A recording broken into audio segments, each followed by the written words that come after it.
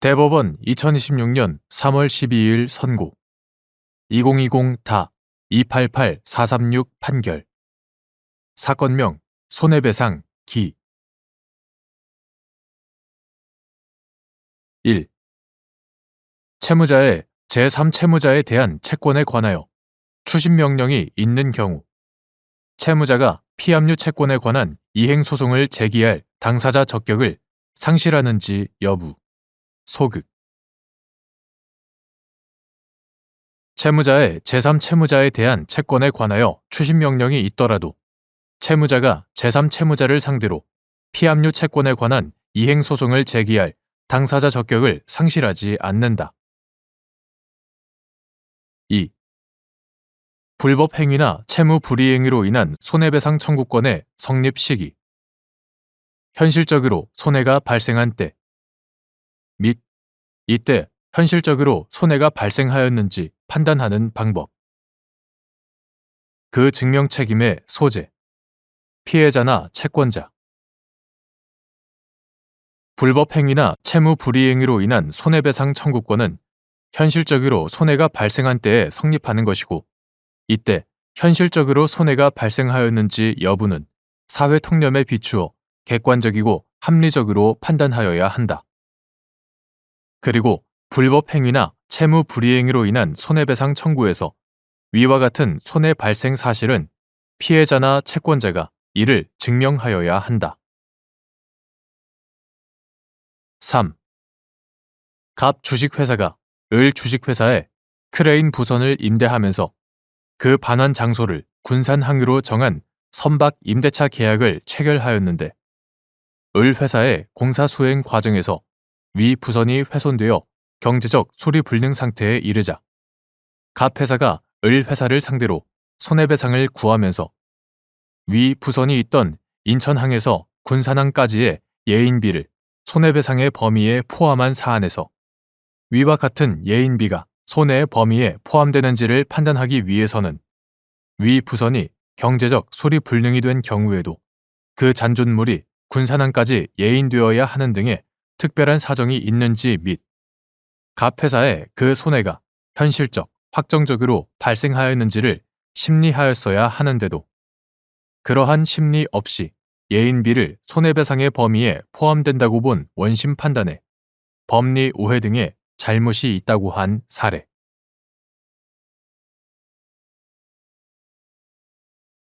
대법원 2026년 3월 12일 선고 2023-255-130 판결 사건명 손해배상 기 1. 어떤 행위가 장애인 차별 금지 및 권리구제 등에 관한 법률 제4조 제1항 각 호 중 어느 유형의 차별에 해당하는지 판단하는 기준 및 제3호가 정한 특정 편의의 미제공이 문제되는 사안에서 제2호가 정한 간접차별의 적용이 배제된다고 볼 수 있는지 여부 소극 어떤 행위가 장애인 차별금지 및 권리구제 등에 관한 법률 이하 장애인 차별금지법이라 한다. 장애인 차별금지법 제4조 제1항 각 호 중 어느 유형의 차별에 해당하는지는 해당 행위의 구체적 내용, 해당 행위가 행하여진 대상, 그와 같은 행위가 이루어진 배경이나 원인, 그 시정을 위하여 필요한 구제 조치의 성격 및 내용 등을 종합적으로 고려하여 결정되어야 한다. 장애인 차별금지법은 어떤 차별 행위가 제4조 제1항 각 호에 열거된 차별 행위 중 둘 이상의 유형에 해당할 수 있는 가능성을 배제하고 있지 않다. 따라서 특정 편의의 미제공이 문제되는 사안이라는 사정만으로 해당 행위가 장애인 차별금지법 제4조 제1항 제2호가 정한 간접차별의 적용이 배제된다고 볼 것은 아니다. 위와 같이 해석하는 것이 모든 생활 영역에서 장애를 이유로 한 차별을 금지하고 장애를 이유로 차별받은 사람의 권익을 효과적으로 구제함으로써 장애인의 완전한 사회 참여와 평등권 실현을 통하여 인간으로서의 존엄과 가치를 구현하고자 하는 장애인 차별금지법의 입법 취지에도 부합한다. 제1조 시각장애와 관련하여 장애인 차별 금지 및 권리 구제 등에 관한 법률 제21조 제1항, 같은 법 시행령 제14조 제2항 제1호에서 정한 누구든지 신체적, 기술적 여건과 관계없이 웹사이트를 통하여 원하는 서비스를 이용할 수 있도록 접근성이 보장되는 웹사이트에 해당하기 위해서는 시각장애인이 화면 낭독기를 활용할 수 있도록 텍스트 아닌 콘텐츠에 대하여 그 의미나 용도를 인식할 수 있는 대체 텍스트가 제공되어야 하는지 여부, 적극. 장애인 차별금지 및 권리구제 등에 관한 법률. 이하 장애인 차별금지법이라 한다.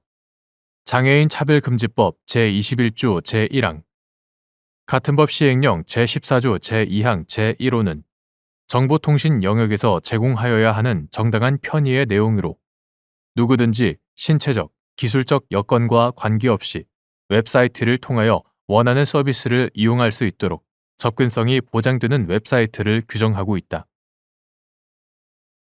장애인 차별금지법 및 같은 법 시행령에는 위와 같이 접근성이 보장되는 웹사이트가 갖추어야 하는 구체적 편의의 내용이 명시되어 있지 않다. 그러나 장애인 차별금지 법령의 문헌과 입법 취지, 관련 법령의 문헌과 체계 등에 비추어 볼 때 시각장애 유무와 관계없이 웹사이트를 통하여 원하는 서비스를 이용할 수 있도록 접근성이 보장되는 웹사이트에 해당하기 위해서는 텍스트 아닌 콘텐츠에 대하여 그 의미나 용도를 인식할 수 있는 대체 텍스트가 제공되어야 한다고 해석된다. 3. 장애인 차별금지 및 권리구제 등에 관한 법률 제4조 제3항 제1호에서 정한 금지된 차별 행위를 하지 않음에 있어서 과도한 부담이나 현저히 곤란한 사정 등 정당한 사유가 있었는지 판단할 때 주의하여야 할 점. 장애인 차별금지 및 권리구제 등에 관한 법률. 이하 장애인 차별금지법이라 한다. 장애인 차별금지법 제4조 제3항은 금지된 차별 행위를 하지 않음에 있어서 과도한 부담이나 현저히 곤란한 사정 등이 있는 경우, 금지된 차별 행위가 특정 직무나 사업 수행의 성질상 불가피한 경우에 해당하면 정당한 사유가 있는 것으로 보아 차별로 보지 아니한다고 규정하고, 제47조 제2항은 차별로 보지 않는 정당한 사유가 있었다는 점은 차별 행위를 당하였다고 주장하는 자의 상대방이 입증하여야 한다고 규정하고 있다. 한편 차별로 보지 않는 과도한 부담이나 현저히 곤란한 사정 등 정당한 사유가 있었는지 여부는 구체적인 사안별로 여러 사정을 종합하여 판단하여야 한다. 이때 장애인 차별금지법의 입법 목적에 비추어 금지된 차별 행위를 하지 않음에 있어 일정한 재정 부담이 따른다는 이유만으로 정당한 사유를 쉽게 인정할 것은 아니다. 누구든지 과도한 부담이나 현저히 곤란한 사정에 이르지 않는 범위에서 최대한 성실하게 차별금지 의무를 이행하여야 한다. 4. 장애인 차별금지 및 권리구제 등에 관한 법률 제48조 제2항에 따라 법원이 적극적 조치 판결을 하는 경우 비례의 원칙에 따라 모든 이해관계인들의 공익과 사익을 종합적으로 비교, 형량하여야 하는지 여부, 적극, 및 사인인 피고에게 재정 부담을 지우는 적극적 조치 판결을 할 때 함께 고려하여야 할 사항들. 장애인 차별금지 및 권리구제 등에 관한 법률은 장애를 이유로 차별받은 사람의 권익을 효과적으로 구제할 수 있도록 제46조 제1항에서 차별 행위를 한 자에 대한 손해배상 청구권을 인정하고, 제48조 제2항에서 법원은 피해자의 청구에 따라 적극적 조치 판결을 할 수 있다고 규정하고 있다. 나아가 제48조 제3항은 법원은 적극적 조치가 필요하다고 판단하는 경우에는 그 이행 기간을 밝히고, 이를 이행하지 아니하는 때에는 늦어지는 기간에 따라 일정한 배상을 명할 수 있고, 이 경우 민사집행법 제261조의 간접 강제에 관한 규정을 준용하도록 하고 있다.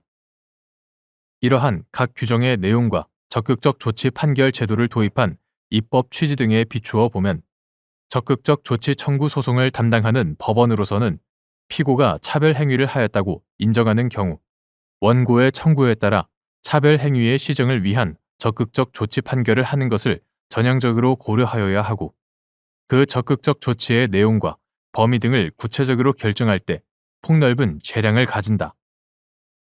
다만 비례의 원칙은 법치국가 원리에서 파생되는 헌법상 기본 원리로서 모든 국가 작용에 적용된다. 그러므로 법원이 적극적 조치 판결을 할 때에도 원고와 피고를 비롯한 모든 이해관계인들의 공익과 사익을 종합적으로 비교, 형량하여야 한다. 사인인 피고에게 재정 부담을 지우는 적극적 조치 판결을 할 때는 피고의 재정 상태, 재정 부담의 정도, 피고가 적극적 조치 의무를 이행할 경우 국가나 지방자치단체 등으로부터 받을 수 있는 보조금을 비롯한 인적, 물적 지원 규모, 상대적으로 재정 부담이 적은 대체 수단이 있는지, 피고가 차별 행위를 하지 않기 위해 기울인 노력의 정도 등도 아울러 고려하여야 한다.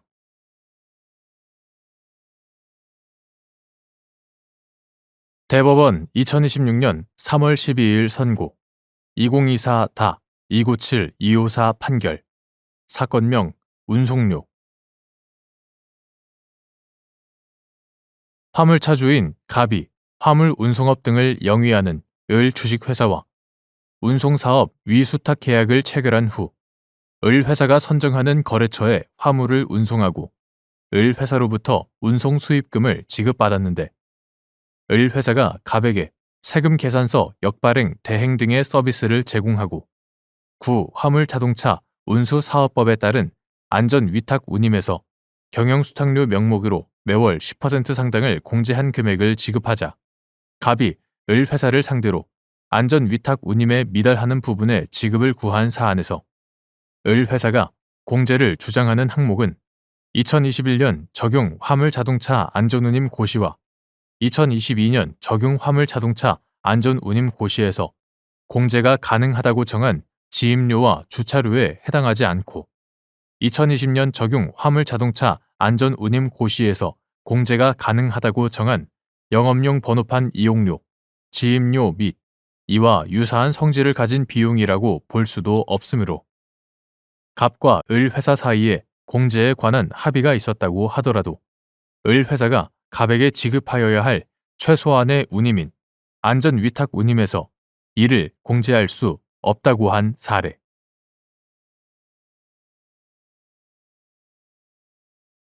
대법원 2026년 3월 12일 선고 2025-207-316 판결 사건명 구상금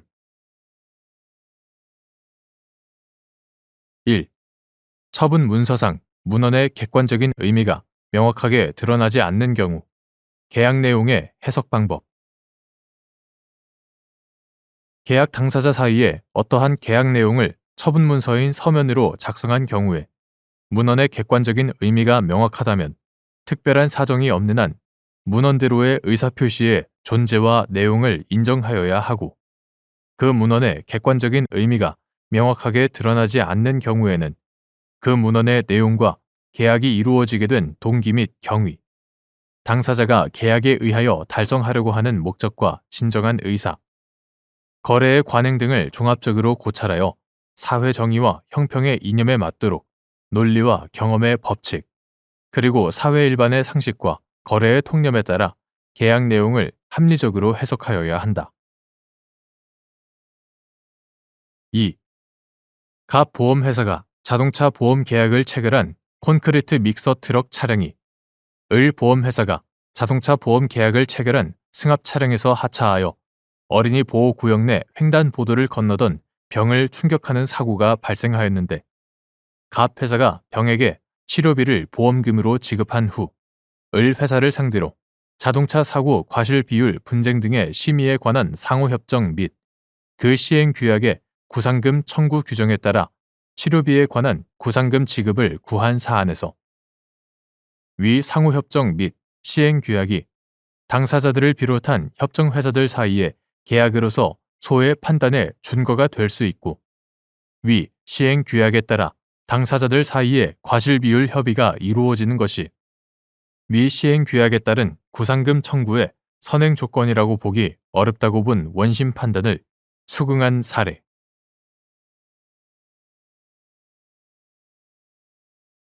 대법원 2026년 3월 12일 선고 2025-214-123 판결 사건명 임금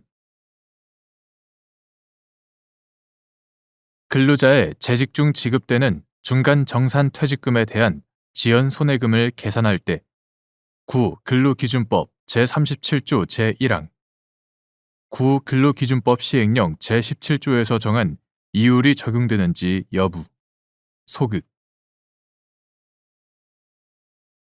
근로기준법 2024년 10월 22일 법률 제205-205호로 개정되기 전의 것 이하 같다.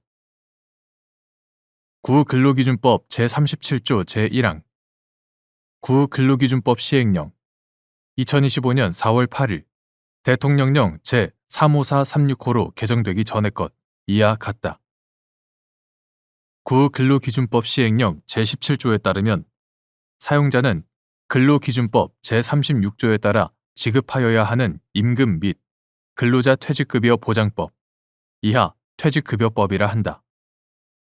퇴직급여법 제2조 제5호에 따른 급여, 일시금만 해당된다. 급여의 전부 또는 일부를 그 지급 사유가 발생한 날부터 14일 이내에 지급하지 아니한 경우 그 다음 날부터 지급하는 날까지의 지연 일수에 대하여 연 20%의 비율에 의한 지연 이자를 지급하여야 함이 원칙이다. 위 각 규정은 근로기준법 제36조에 따라 근로자가 사망 또는 퇴직한 경우 지급되어야 하는 임금 및 퇴직급여법 제2조 제5호에 따른 급여 중 퇴직급여 제도에 의하여 지급되는 일시금에 적용된다.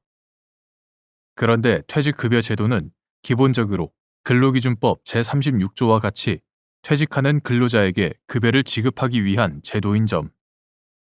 근로기준법 제34조 퇴직급여법 제4조 제1항 퇴직하는 근로자에게 급여를 지급하기 위한 제도인 점을 감안하면 퇴직급여법 제8조 제2항에 따라 근로자의 퇴직 전에 지급되는 중간정산 퇴직금이 근로기준법 제37조 제1항의 적용 대상인 퇴직급여 제도에 의하여 지급되는 일시금에 해당한다고 단정하기 어렵다. 또한 위 각 규정은 근로자의 퇴직 등으로 근로관계가 종료될 경우 사용자가 지급 사유가 발생한 때로부터 14일 이내에 임금 및 퇴직금 등 퇴직급여 제도에 따른 일시금을 지급하여야 할 의무가 있음을 전제로 근로기준법 제36조, 퇴직급여법 제9조 제1항, 제17조 제2항, 제3항 그 청산 의무를 불이행한 사용자에 대하여 경제적 제재를 가함으로써 해당 의무의 이행을 유도함의 취지가 있다.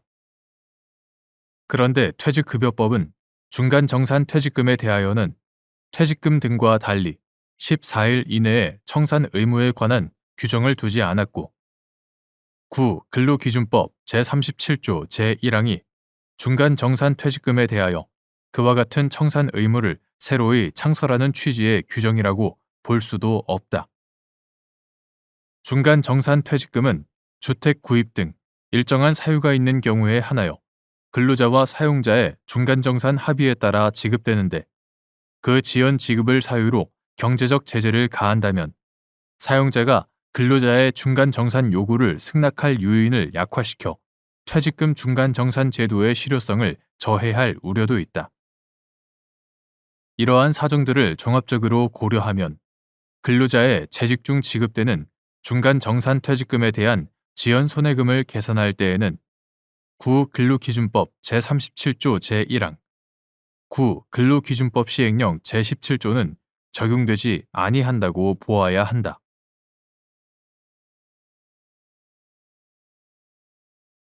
대법원 2026년 3월 12일 선고 2025-217-707 판결 사건명 소유권 이전 등기 말소 등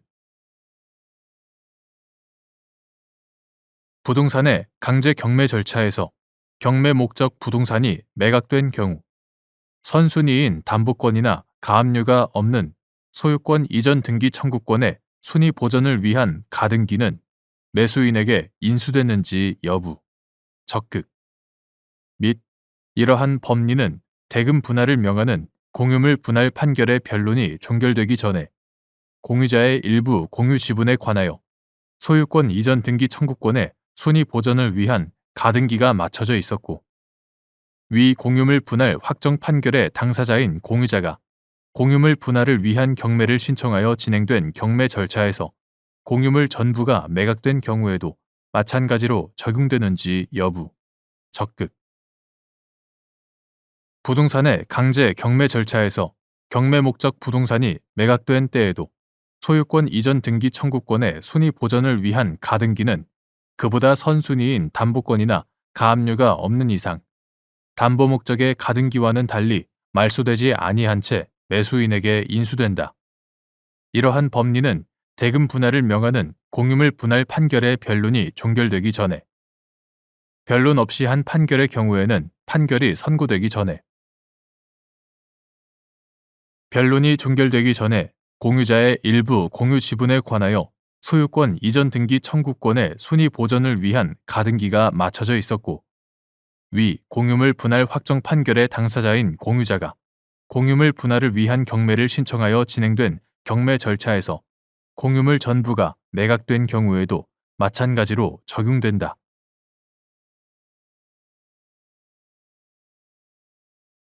대법원 2026년 3월 12일 선고 2025다 217883 판결 사건명 부당 이득금 1.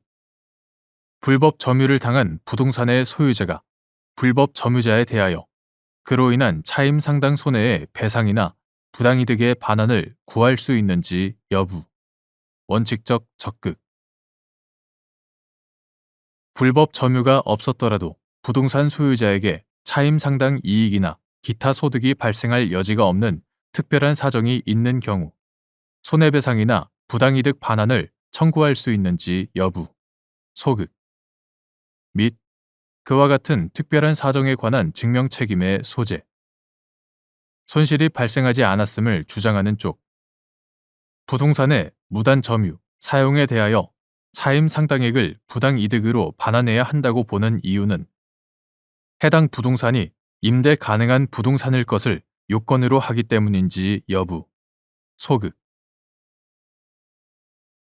불법 점유를 당한 부동산의 소유자로서는 불법 점유자에 대하여 그로 인한 차임 상당 손해의 배상이나 부당 이득의 반환을 구할 수 있고 다만 불법 점유가 없었더라도 부동산 소유자에게 차임 상당 이익이나 기타 소득이 발생할 여지가 없는 특별한 사정이 있는 때에는 손해배상이나 부당이득 반환을 청구할 수 없는 것이지만 그와 같은 특별한 사정에 관하여는 손실이 발생하지 않았음을 주장하는 쪽에서 증명할 책임을 진다.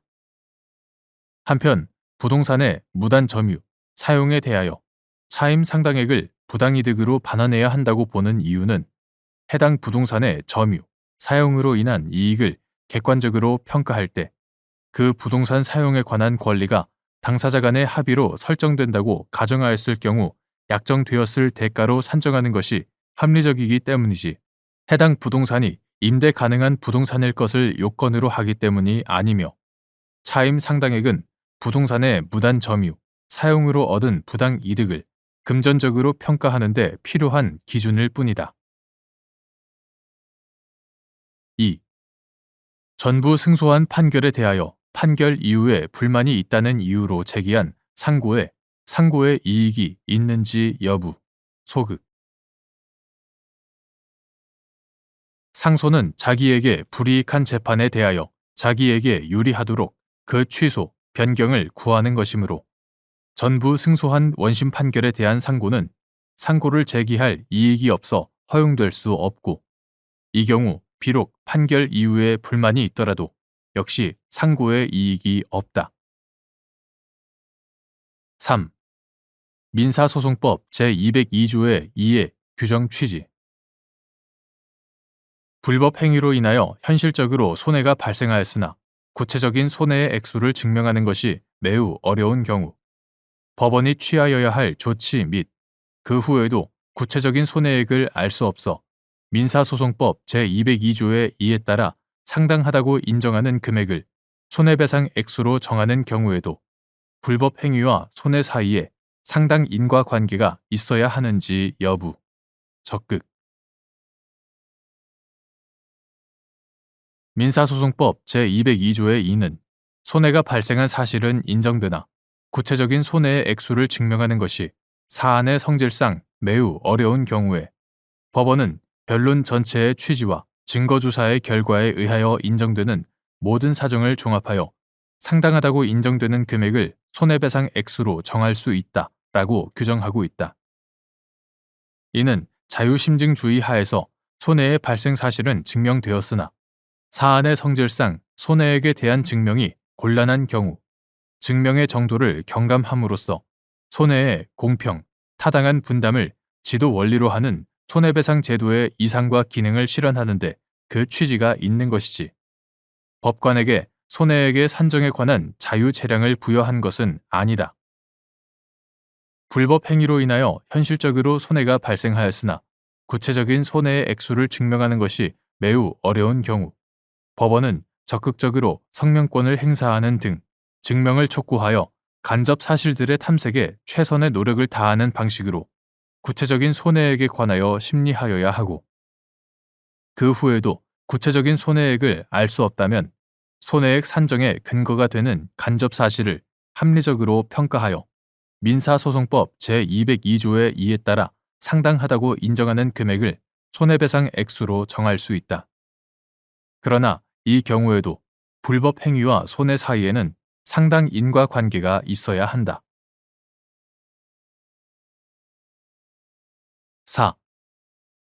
갑 주택재개발정비사업조합이 정비사업구역 내 을이 소유한 건물 및 토지에 관한 수용 재결에 따라 을을 피공탁자로 하여 손실보상금 등을 공탁하고 위 부동산에 관하여 소유권 이전 등기를 마쳤는데 그 후에도 을이 건물 인도를 지체하자 을을 상대로 부동산 불법 점유를 이유로 한 차임 상당의 손해배상과 정비사업 지연을 이유로 한 추가 금융비용 상당의 손해배상을 구한 사안에서 차임 상당 손해배상 청구의 경우 갑 조합이 건물을 임대하지 않고 정비사업을 진행하려고 하였다는 사정만으로 갑 조합의 차임 상당 이익이나 기타 소득이 발생할 여지가 없어 손해배상을 구할 수 없는 특별한 사정이 있다고 보기 어렵고, 추가 금융비용 상당 손해배상 청구의 경우 갑조합이 주장하는 금융비용 상당의 손해와 을의 불법 행위 사이에 상당 인과관계가 있다고 단정하기 어려운데도 이에 대해 충분히 심리하지 않은 채 갑조합의 차임 상당 손해배상 청구를 부정하고 추가 금융비용 상당 손해배상 청구를 긍정한 원심 판결에 법리 오해 등의 잘못이 있다고 한 사례.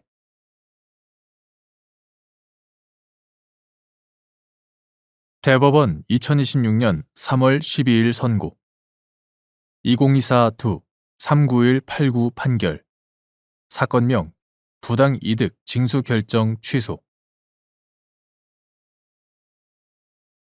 근로자가 산업재해보상보험법상 장애급여를 받을 수 있는 수급권자가 되었으나 이를 청구하지 못한 채 사망하고 미지급 보험급여에 관한 산업재해보상보험법령 조항에 따라 미지급 장애급여의 수급권자로 결정된 선순위 유족마저 사망한 경우 그 유족의 상속인에게 미지급 장애급여의 수급권이 상속되는지 여부. 적극. 헌법상 재산권 보장의 원칙과 산업재해보상보험법 이하 산재보험법이라 한다.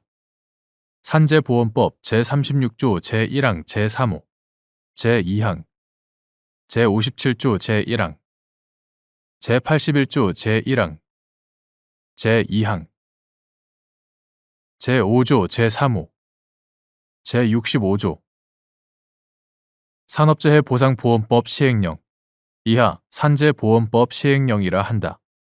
산재보험법 시행령 제77조의 내용 미지급 보험급여 제도의 입법 목적 및 취지 등을 종합하여 보면 근로자가 산재보험법상 장애급여의 지급 요건에 해당하여 장애급여를 받을 수 있는 수급권자가 되었으나 이를 청구하지 못한 채 사망하였고 미지급 보험급여에 관한 산재보험 법령 조항에 따라 이러한 미지급 장애급여의 수급권자로 결정된 선순위 유족마저 사망한 경우 재산권의 상속에 관한 일반법인 민법이 적용되어 그 유족의 상속인에게 미지급 장애급여의 수급권이 상속된다고 보아야 한다. 이유는 다음과 같다. 첫째, 경제적, 재산적 가치가 있는 공법상 권리로서 헌법상 재산권의 보호 대상이 되는 산재보험법상 보험급여 수급권 중 장애급여와 같은 급여는 손해배상 또는 손실보상적 성격을 갖고 있어 재산권적인 보호의 필요성은 강한 반면 사회보장적 성격은 상대적으로 약하다. 둘째, 미지급 장애급여 수급권은 이미 장애급여의 지급 요건을 충족하여 발생한 권리의 청구 또는 지급이 지연된 상태에서 수급권자가 사망한 경우로서 재산권적인 보호의 필요성이 특히 강하므로 상속에 관한 명시적 규정이 없다는 이유만으로 그 상속성을 부정하는 것은 헌법상 재산권 보장의 원칙에 부합한다고 할 수 없다.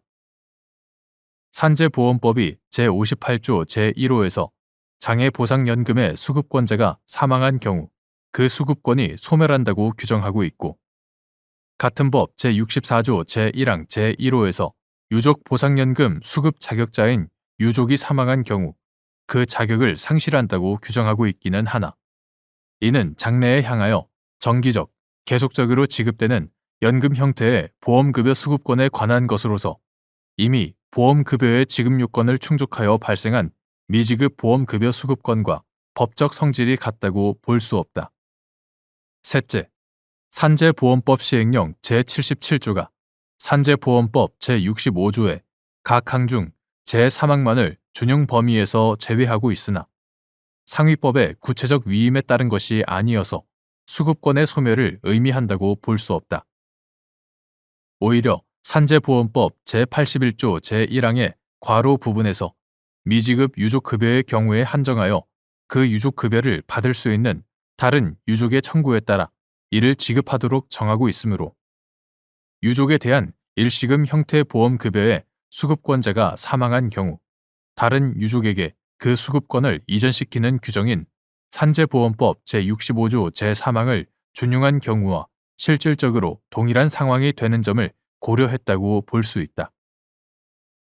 따라서 위와 같은 유족급여를 제외한 나머지 종류의 미지급 보험급여에 관하여 수급권자인 유족이 사망한 경우에는 상속에 관한 일반법인 민법이 적용된다. 넷째, 미지급 장애급여 수급권이 그 수급권자로 결정된 선순위 유족이 사망함과 함께 그대로 소멸한다고 해석할 경우 미지급 장애급여 수급권의 지급 지연에 따라 그 수급권자인 유족에 대한 생활 보장이 충분히 이루어지지 않아 발생한 채무가 그 상속인들에게 상속될 수 있는 것과 균형이 맞지 않아 부당한 결과가 발생할 수 있다.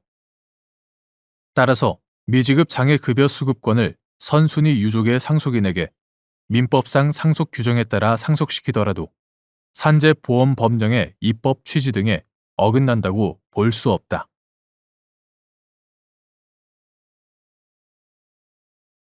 대법원 2026년 3월 12일 선고 2024-2 52519 판결 사건명 요양급여 비용 환수 결정 취소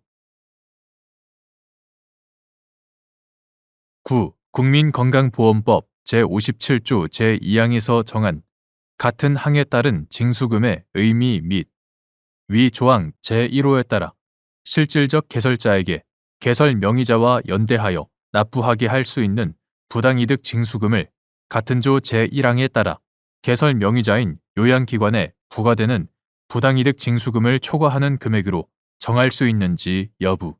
적극. 9. 국민건강보험법 2020년 12월 29일 법률 제17772호로 개정되기 전의 것. 이하 같다.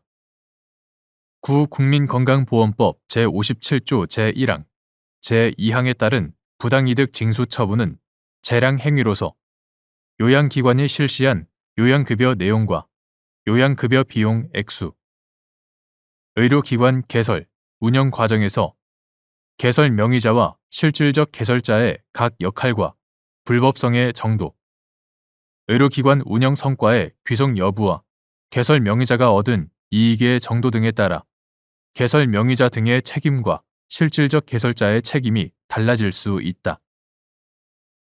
한편 실질적 개설자에 대한 부당이득 징수 규정인 구 국민건강보험법 제57조 제2항 제1호의 요건으로서 구 의료법 2020년 3월 4일 법률 제17069호로 개정되기 전의 것 이하 같다.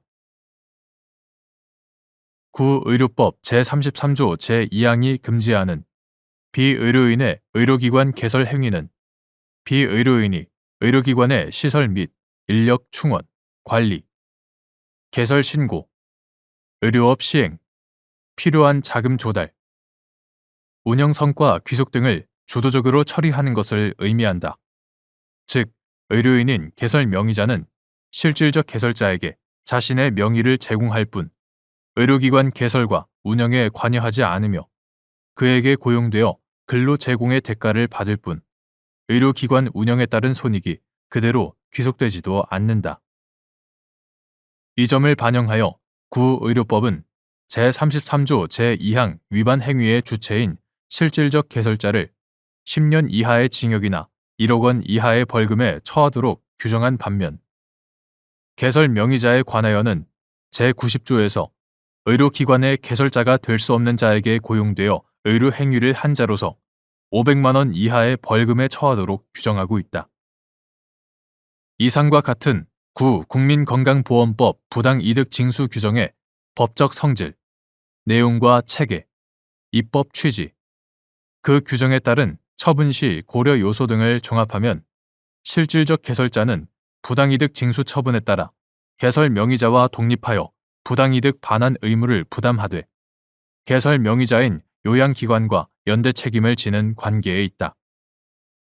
그러므로 구 국민건강보험법 제57조 제2항에서 정한 같은 항에 따른 징수금이란 실질적 개설자가 요양기관에 대한 종속적 지위에서 요양기관에 부과된 부당이득 징수금 범위 내에서 부담하는 징수금이 아니라 실질적 개설자가 요양기관을 통해 속임수나 그 밖에 부당한 방법으로 받은 보험급여 비용 중 책임의 경중에 대한 재량적 판단을 거쳐 정해진 그 전부 또는 일부를 의미한다. 결국 구 국민건강보험법 제57조 제2항 제1호에 따라 실질적 개설자로 하여금 개설 명의자와 연대하여 납부하게 할 수 있는 부당이득 징수금은 책임의 경중에 대한 재량적 판단으로 말미암아 같은 조 제1항에 따라 개설 명의자에게 부과되는 부당이득 징수금을 초과하는 금액으로 정해질 수도 있다.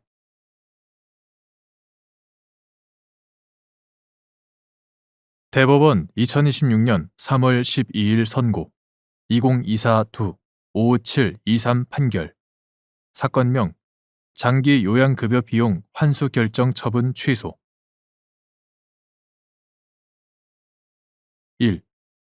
노인복지법 시행규칙 제22조 제1항 별표 4 제6호 비고 7에서 말하는 세탁물을 전량 위탁하여 처리하는 경우의 의미 및 위생원이 아닌 종사자가 장기 요양기관에서 발생한 세탁물 중 입소자의 개인 의류를 시설 내에서 직접 처리하는 것을 세탁물을 전량 위탁하여 처리하는 경우에 해당한다고 볼 수 있는지 여부.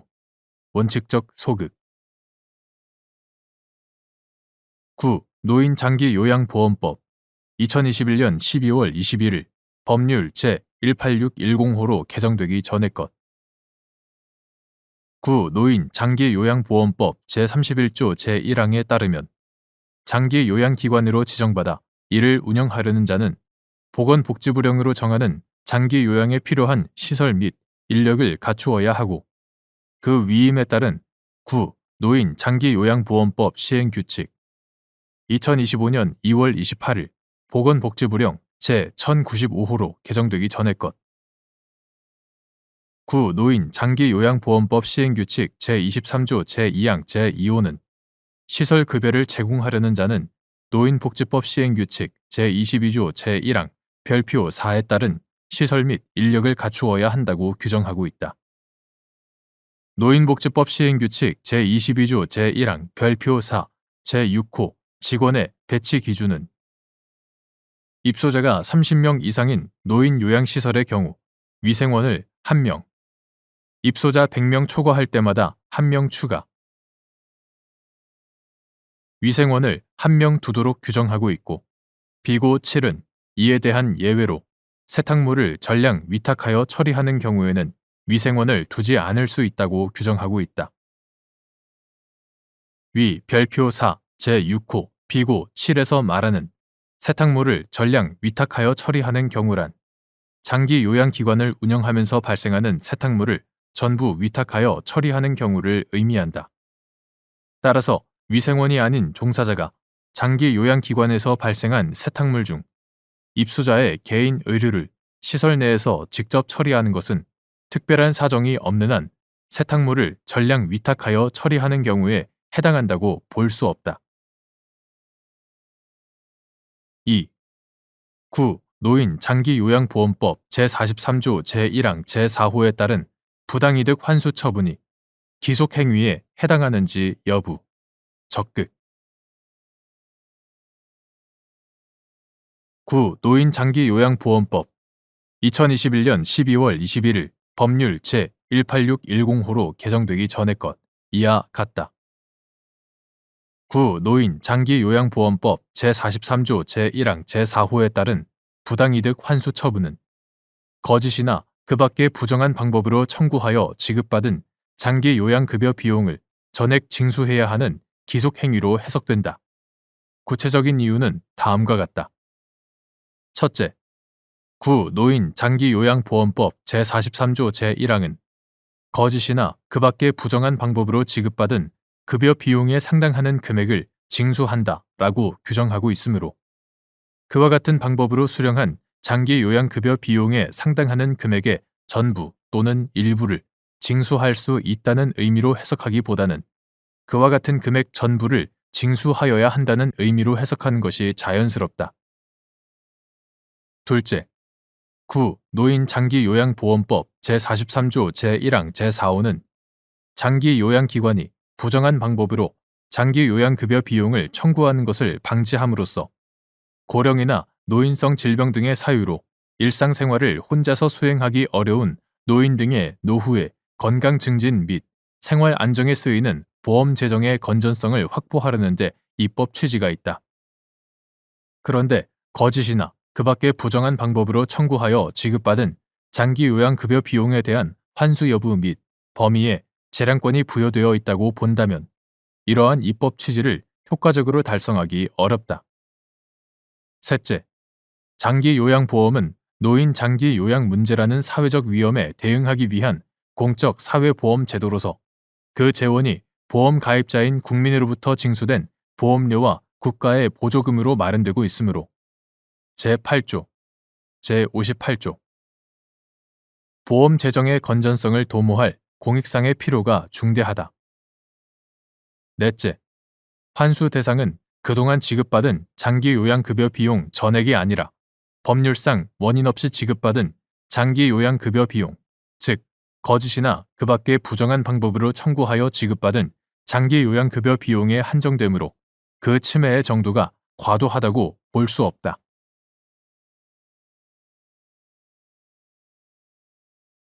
대법원 2026년 3월 12일 선고 2024-30809 판결 사건명 경정 청구 거부 처분 취소 청구 9. 장애인 고용 촉진 및 직업재활법 제28조 제1항에 따른 장애인 고용 부담금이 9. 법인세법 제21조 제5호에서 손금 불산입 대상으로 정한 법령에 따른 의무의 불이행에 대한 제재로서 부과되는 공과금에 해당하는지 여부. 소극. 9. 장애인 고용촉진 및 직업재활법 2021년 7월 20일 법률 제18308호로 개정되기 전의 것. 이하 구장애인 고용법이라 한다. 구장애인 고용법은 장애인이 그 능력에 맞는 직업생활을 통하여 인간다운 생활을 할 수 있도록 장애인의 고용촉진 및 직업재활을 꾀하는 것을 목적으로 한다. 제1조 구장애인 고용법은 상시 50명 이상의 근로자를 고용하는 사업주는 근로자 총수의 100분의 5의 범위에서 대통령령으로 정하는 비율 이하 의무 고용률이라 한다. 의무 고용률 이상에 해당하는 장애인을 고용하도록 하고 제28조 제1항 의무 고용률에 못 미치는 장애인을 고용하는 사업주 상시 50명 이상 100명 미만의 근로자를 고용하는 사업주는 제외한다. 의무 고용률에 못 미치는 장애인을 고용하는 사업주의 경우에는 대통령령으로 정하는 바에 따라 매년 고용노동부 장관에게 장애인 고용부담금을 납부하여야 한다고 규정하고 있다. 제33조 제1항 장애인 고용부담금은 부담금관리기본법에 따른 부담금, 즉 중앙행정기관의 장 등 부가권자가 분담금, 부가금, 기여금, 그 밖의 명칭에도 불구하고 재화 또는 용역의 제공과 관계없이 특정 공익사업과 관련하여 법률에서 정하는 바에 따라 부과하는 조세 외의 금전 지급 의무에 해당한다. 제2조, 제3조 및 별표 제67호 한편 구국세기본법 2020년 12월 22일 법률 제17650호로 개정되기 전의 것. 구국세기본법 제2조 제8호는 공과금이란 국세징수법에서 규정하는 체납처분의 예에 따라 징수할 수 있는 채권 중 국세, 관세, 임시수입부가세, 지방세와 이에 관계되는 체납처분비를 제외한 것을 말한다라고 규정하고 있다. 관련하여 구장애인 고용법 제37조 제1항은 고용노동부 장관은 부담금, 그 밖에 이 법에 따른 징수금을 납부 의무자가 납부하지 아니하였을 때에는 기한을 정하여 독촉하여야 한다라고 규정하고 같은 조 제3항은 제1항에 따라 독촉을 받은 자가 그 납부 기한까지 부담금이나 그 밖에 이 법에 따른 징수금을 납부하지 아니하였을 때에 고용노동부 장관은 국세 체납 처분의 예에 따라 징수할 수 있다라고 규정하고 있다. 이러한 구장애인 고용법 등의 문헌 및 내용과 더불어 장애인 고용부담금의 목적 및 성격 등을 종합하면 장애인 고용부담금은 사업주가 구장애인 고용법 제28조 제1항에 따른 장애인 고용 의무를 불이행한 것을 이유로 부과되는 공과금에는 해당하지만 더 나아가 제재로서 부과되는 공과금에 해당한다고는 볼 수 없어 결과적으로 구법인세법 2024년 12월 31일 법률 제20613호로 개정되기 전의 것. 구법인세법 제21조 제5호에서 손금 불산입 대상으로 정한 법령에 따른 의무의 불이행에 대한 제재로서 부과되는 공과금이라고는 볼 수 없다.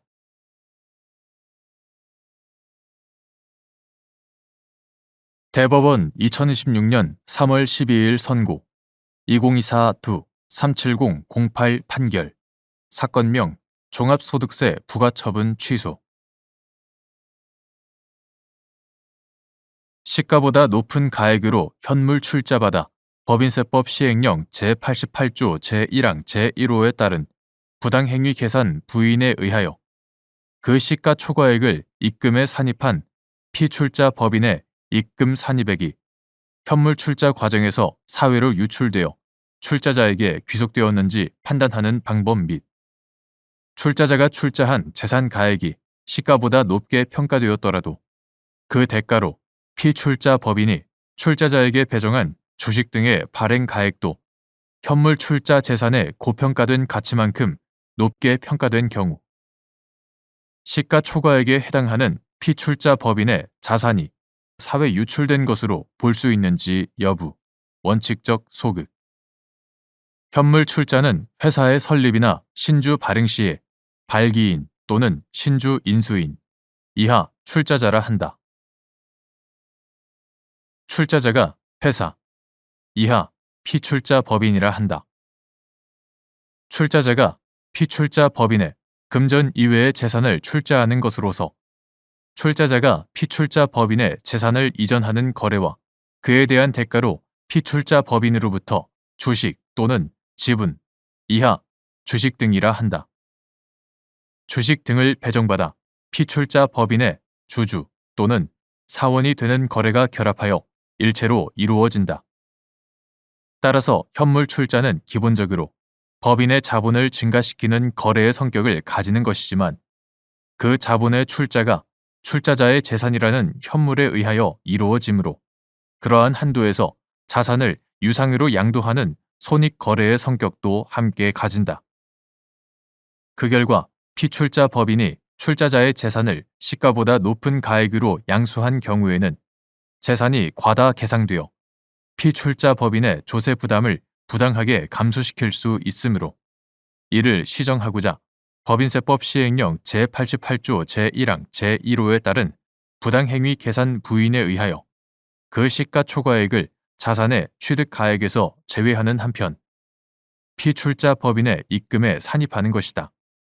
다만 그와 같은 피출자 법인의 입금 산입액이 현물 출자 과정에서 사회로 유출되어 출자자에게 귀속되었는지를 판단할 때는 자본 거래와 손익 거래가 대가 관계를 가지면서 병존하는 현물 출자의 특성을 고려하여 출자한 재산이 시가보다 높은 가액으로 평가되었는지 여부만으로 결정할 것이 아니라 출자한 재산의 시가와 피출자 법인으로부터 인수한 주식 등 시가의 차액, 즉 교환 차액이 존재하는지도 함께 살펴보아야 한다. 출자자가 출자한 재산의 가액이 시가보다 높게 평가되었더라도 그에 대한 대가로 피출자 법인이 발행하여 출자자에게 배정한 주식 등의 발행가액 역시 현물 출자 재산의 고평가된 가치만큼 높게 평가된 경우라면 이는 단지 장부상으로 자산과 자본금이 함께 과다 계상되어 있는 상태에 불과하다. 이러한 경우에는 앞서 본 교환 차익의 존재 등 부당행위 계산 부인으로 인한 피출자 법인의 입금 산입액이 종국적으로 사회로 유출되었다는 사정이 과세관청에 의해 추가로 증명되지 않는 한 시가초과액에 해당하는 피출자 법인의 자산이 실제로 사회 유출된 것으로 볼 수 없다.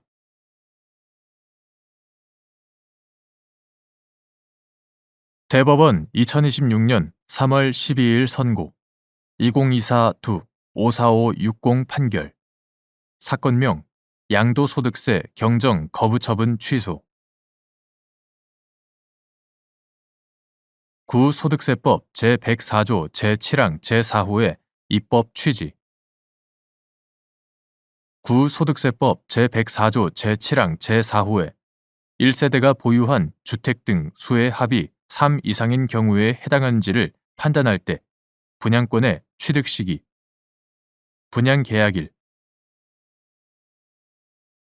구소득세법 2021년 12월 8일 법률 제18578호로 개정되기 전의 것 이하 같다. 구소득세법 제104조 제7항 제4호는 조정 대상 지역에 있는 주택으로서 1세대가 주택과 조합원 입주권 또는 분양권을 보유한 경우로서 그 수의 합이 3 이상인 경우 해당 주택을 양도하면 제55조 제1항에 따른 세율에 100분의 30을 더한 세율을 적용한다고 규정하고 있다. 이는 투기 목적으로 다수의 주택이나 분양권을 소유하는 것을 억제하여 주택 가격의 안정과 주거 생활의 안정을 도모하려는 취지에서 양도소득세를 중과세하는 것이다. 이러한 규정의 문헌 내용과 체계, 입법 취지 등에 비추어 살펴보면 구소득세법 제104조 제7항 제4호에 1세대가 보유한 주택 등 수의 합이 3 이상인 경우에 해당하는지를 판단할 때 분양권은 청약 당첨일부터가 아니라 분양 계약일부터 이를 보유한 것으로 보아야 한다. 구체적 이유는 다음과 같다. 첫째, 구소득세법 제88조 제10호는 분양권이란 주택법 등 대통령령으로 정하는 법률에 따른 주택에 대한 공급 계약을 통하여 주택을 공급받는 자로 선정된 지위라고 규정하고 있다. 이처럼 구소득세법은 분양권이 공급 계약을 통하여 얻는 지위임을 명시하고 있다. 둘째, 청약에 당첨된다고 하여 곧 해당 주택을 공급받는 자로 선정된 지위를 가지게 된 것은 아니다. 청약에 당첨되더라도 계약 체결 기간을 준수하지 못하였거나 당첨자가 임의로 계약을 포기하는 경우 등에는 당연히 해당 주택을 공급받는 자로 선정된 지위를 가질 수 없게 된다. 이 사건 분양권에 관한 입주자 모집 공고문 역시 미계약 세대가 발생할 수 있음을 전제로 하고 있다. 청약 당첨은 당첨자에게 해당 주택에 대한 분양 계약을 체결할 수 있는 지위를 부여한 것에 불과할 뿐, 당첨자가 분양 계약 체결 전에 해당 주택에 대한 분양권을 확정적으로 취득하였다고 보기 어렵다. 셋째, 구지방세법 시행령 2024년 12월 31일 대통령령 제35177호로 개정되기 전의 것. 구지방세법 시행령 제28조의 4, 제1항에서 취득세 중과 여부를 판단하기 위한 1세대의 주택수 산정과 관련하여 이 경우 조합원 입주권 또는 주택 분양권에 의하여 취득하는 주택의 경우에는 조합원 입주권 또는 주택 분양권의 취득일, 분양 사업자로부터 주택 분양권을 취득하는 경우에는 분양 계약일, 조합원 입주권 또는 주택 분양권의 취득일을 기준으로 해당 주택의 취득 시에 세대별 주택수를 산정한다고 규정하여 분양 사업자로부터 주택 분양권을 취득하는 경우 분양 계약일에 그 주택 분양권을 취득한 것으로 취급한다.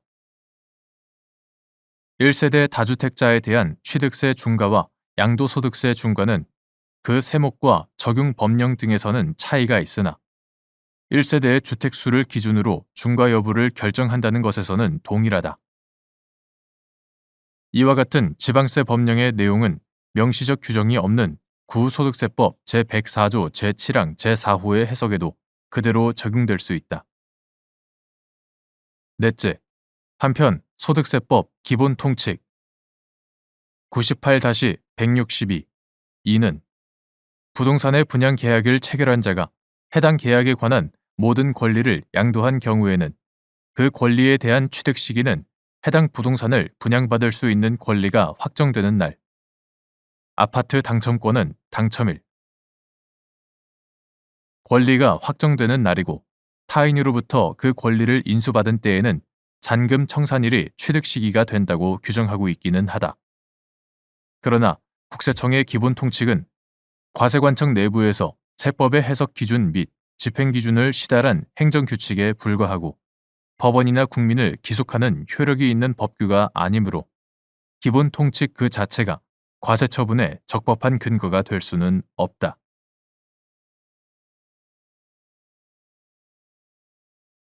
대법원 2026년 3월 12일 선고 2025-2-35079 판결 사건명 경정 거부 처분 취소의 소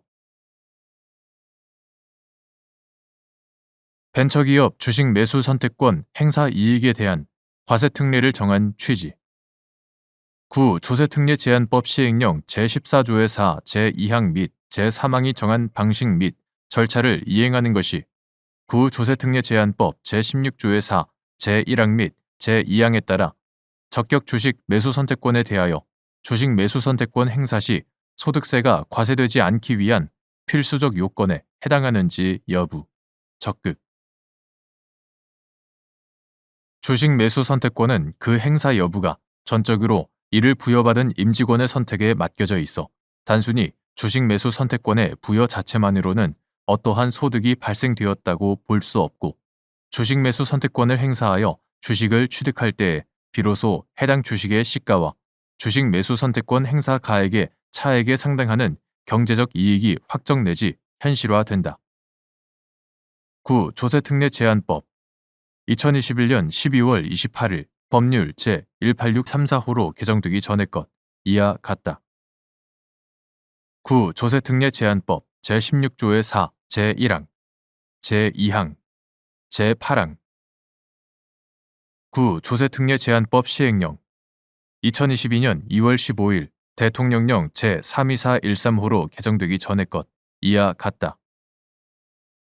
9. 조세특례 제한법 시행령 제14조의 4, 제2항, 제3항은 이러한 특성을 고려하여 납세자가 적격 주식 매수 선택권을 행사하여 주식을 취득하는 단계에서 주식 매수 선택권 행사 이익에 대해 근로소득 또는 기타 소득으로서 종합소득세를 납부할 것인지, 아니면 주식 매수 선택권 행사에 따라 취득한 주식을 양도하는 단계에서 양도 가액에서 적격 주식 매수 선택권 행사 당시에 실제 매수 가액을 공제한 차액만큼 양도소득세를 납부할 것인지를 소정의 방식 및 절차에 따라 선택할 수 있게 하고, 그 선택 여하에 따라 주식 매수 선택권 행사 이익에 대한 과세 시점을 해당 납세자가 취득된 주식을 처분함으로써 현금화된 이익을 얻는 시점으로 이연할 수 있도록 과세 특례를 정한 것이다. 이는 만일 주식 매수 선택권을 행사하는 단계에서 일률적으로 과세할 경우 납세자 입장에서 현금 유동성의 부족 등으로 소득세 납부를 위한 자금 부담이 상당하게 될 수 있을 뿐 아니라 주식 매수 선택권의 행사로 취득한 주식의 가액이 나중에 행사 가액보다 하락할 경우 손실이 발생할 수 있어 미실현 이익에 과세한다는 논란을 불식시키고 벤처기업의 우수한 전문 인력 유치를 활성화하기 위한 취지에 따른 것이다. 위와 같은 관련 규정의 문헌과 체계 및 취지 등을 종합하면 9. 조세특례 제한법 시행령 제14조의 4, 제2항, 제3항이 정한 방식 및 절차를 이행하는 것은 9. 조세특례 제한법 제16조의 4, 제1항 및 제2항에 따라 적격 주식 매수 선택권에 대하여 주식 매수 선택권 행사 시 소득세가 과세되지 않기 위한 필수적 요건에 해당한다고 봄이 타당하다.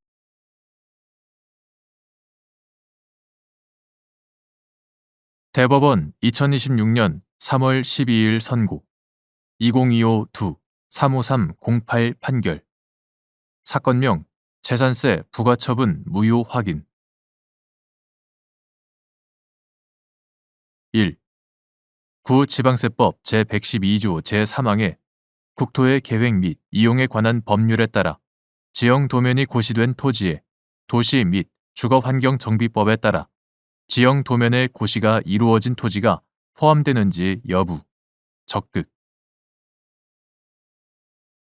9. 국토의 계획 및 이용에 관한 법률. 2009년 12월 29일 법률 제9861호로 개정되기 전의 것.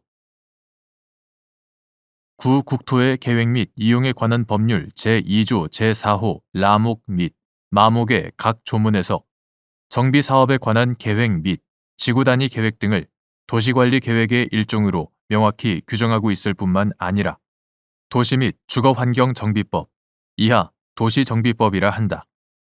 도시정비법은 국토의 계획 및 이용에 관한 법률, 이하 국토계획법이라 한다. 국토계획법상의 도시관리 계획에 의거하여 도시기능의 회복이 필요하거나 주거환경이 불량한 지역을 계획적으로 정비하고 노후, 불량 건축물을 효율적으로 개량하기 위하여 필요한 사항을 규정하기 위한 목적으로 제정된 법률로서 도시관리 계획을 시행하기 위한 도시계획 사업에 도시정비법에 의한 정비사업이 포함되는 점을 고려하면 구지방세법 2018년 12월 31일 법률 제16113호로 개정되기 전의 것. 구지방세법 제112조 제3항의 법문 중 국토계획법에 따라 지형 도면이 고시된 토지에는 도시정비법에 따라 지형 도면의 고시가 이루어진 토지 역시 포함된다고 보아야 한다. 2. 구지방세 특례 제한법 제84조 제2항의 개정 취지 및 과세 기준을 현재 공사 등이 이루어지고 있어 도시계획 사업의 집행이 아직 완료되지 아니한 상태의 토지가 위 조항의 과세 기준을 현재 미집행된 토지에 해당하는지 여부. 적극. 9. 지방세 특례 제한법 2018년 12월 24일 법률 제16041호로 개정되기 전의 것 이하 같다. 9. 지방세 특례 제한법 제84조 제2항은 국토의 계획 및 이용에 관한 법률 이하 국토계획법이라 한다. 국토계획법 제2조 제13호에 따른 공공시설을 위한 토지, 주택의 부속 토지를 포함한다.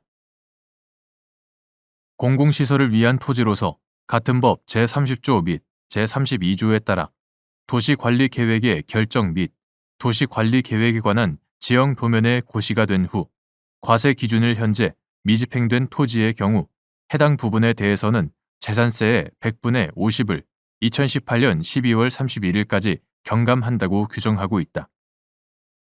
종래 2016년 12월 27일 법률 제14477호로 개정되기 전에 지방세 특례 제한법 제84조 제2항은 국토계획법 제2조 제13호에 따른 공공시설을 위한 토지, 주택의 부속 토지를 포함한다.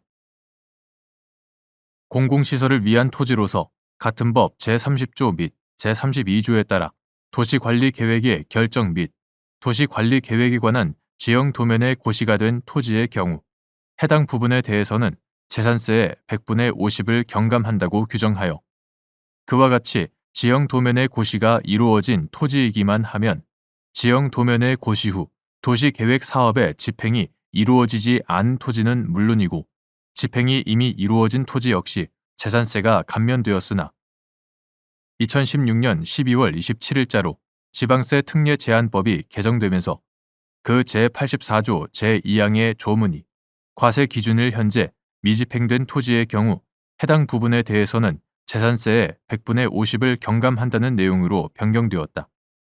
이는 부지방세 특례 제한법 제84조 제2항의 적용 대상에 관하여 지형 도면의 고시가 된 후 과세 기준을 현재 미집행된이라는 새로운 요건을 부과한 것으로서 과세 기준을 현재 집행이 완료된 토지의 경우 더는 구지방세 특례 제한법 제84조 제2항의 감면 대상에 포함되지 않도록 함과 아울러 미집행된 토지 부분에 대해서는 종전과 마찬가지로 감면 혜택을 부여하겠다는 취지로 볼 수 있다. 이러한 관련 규정의 개정 연역과 문헌 및 취지를 종합하면 해당 과세 기준을 현재 공사 등이 이루어지고 있어 도시계획 사업의 집행이 아직 완료되지 아니한 상태의 토지는 구지방세 특례 제한법 제84조 제2항에서의 과세 기준을 현재 미집행된 토지에 해당한다고 볼 수 있다. 3. 과세 처분이 당연 무효라고 하기 위한 요건 및 과세 처분의 하자가 중대하고 명백한지 판별하는 방법. 어느 법률 관계나 사실 관계에 대하여 어느 법령의 규정을 적용할 수 없다는 법리가 명백히 밝혀져 해석에 다툼의 여지가 없는 상태에서 과세관청이 이를 적용하여 과세 처분을 한 경우 그 하자가 중대하고 명백한지 여부, 적극. 과세관청이 법령 규정의 문헌상 과세처분 요건의 의미가 분명한데도 합리적인 근거 없이 그 의미를 잘못 해석한 결과 과세처분 요건이 충족되지 아니한 상태에서 해당 처분을 한 경우 법리가 명백히 밝혀지지 않아 해석에 다툼의 여지가 있다고 할 수 있는지 여부, 소극. 과세처분이 당연 무효라고 하기 위하여는 그 처분에 위법 사유가 있다는 것만으로는 부족하고 그 하자가 법규의 중요한 부분을 위반한 중대한 것으로서 객관적으로 명백한 것이어야 하며 하자가 중대하고 명백한지를 판별할 때에는 과세처분의 근거가 되는 법규의 목적, 의미, 기능 등을 목적론적으로 고찰함과 동시에 구체적 사안 자체의 특수성에 관하여도 합리적으로 고찰하여야 한다. 그리고 어느 법률 관계나 사실 관계에 대하여 어느 법령의 규정을 적용하여 과세 처분을 한 경우에 그 법률 관계나 사실 관계에 대하여는 그 법령의 규정을 적용할 수 없다는 법리가 명백히 밝혀져서 해석에 다툼의 여지가 없음에도 과세관청이 그 법령의 규정을 적용하여 과세 처분을 하였다면 그 하자는 중대하고도 명백하다고 보아야 한다. 한편 과세관청이 법령 규정의 문헌상 과세처분 요건의 의미가 분명함에도 합리적인 근거 없이 그 의미를 잘못 해석한 결과 과세처분 요건이 충족되지 아니한 상태에서 해당 처분을 한 경우에는 법리가 명백히 밝혀지지 아니하여 그 해석에 다툼의 여지가 있다고 볼 수 없다. 4. 갑 주택 재건축 정비사업 조합의 정비사업구역 내 토지에 관하여 관할 지방자치단체장이 재산세 등 부과처분을 하자 갑 조합이 정비사업구역 내 공원 또는 도로로 신설되어 관할 지방자치단체장에게 무상 귀속된 토지는 재산세 도시지역분 비과세 대상 및 재산세 감경 대상에 해당한다는 이유로 재산세 등 부과처분 중 정당 세액을 초과하는 부분의 무효 확인을 청구한 사안에서 무상 귀속된 토지는 재산세 도시지역분 비과세 대상이므로 재산세 도시지역분을 과세한 부분은 중대, 명백한 하자가 있어 당연 무효이고 공사 등이 이루어지고 있으나 아직 완료되지 않은 상태인 토지는 구지방세 특례제한법 제84조 제2항이 감면 대상으로 정한 과세 기준을 현재 미집행된 토지에 해당함에도 관할 지방자치단체장이 재산세를 경감하지 아니한 것 역시 중대, 명백한 하자에 해당한다고 본 원심 판단을 수긍한 사례.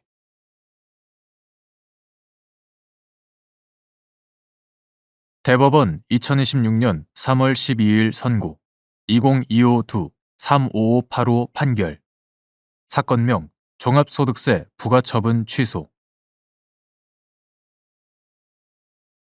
2인의 공동사업자 중 1인이 자기 자본으로 마련한 적극 재산을 출자하는 반면 다른 1인은 출자 비율에 따른 적극 재산의 출자금을 마련하기 위해 개인적으로 대출을 받는 경우 그 대출금의 이자가 공동사업장의 필요 경비에 해당하는지 여부, 원칙적 소극.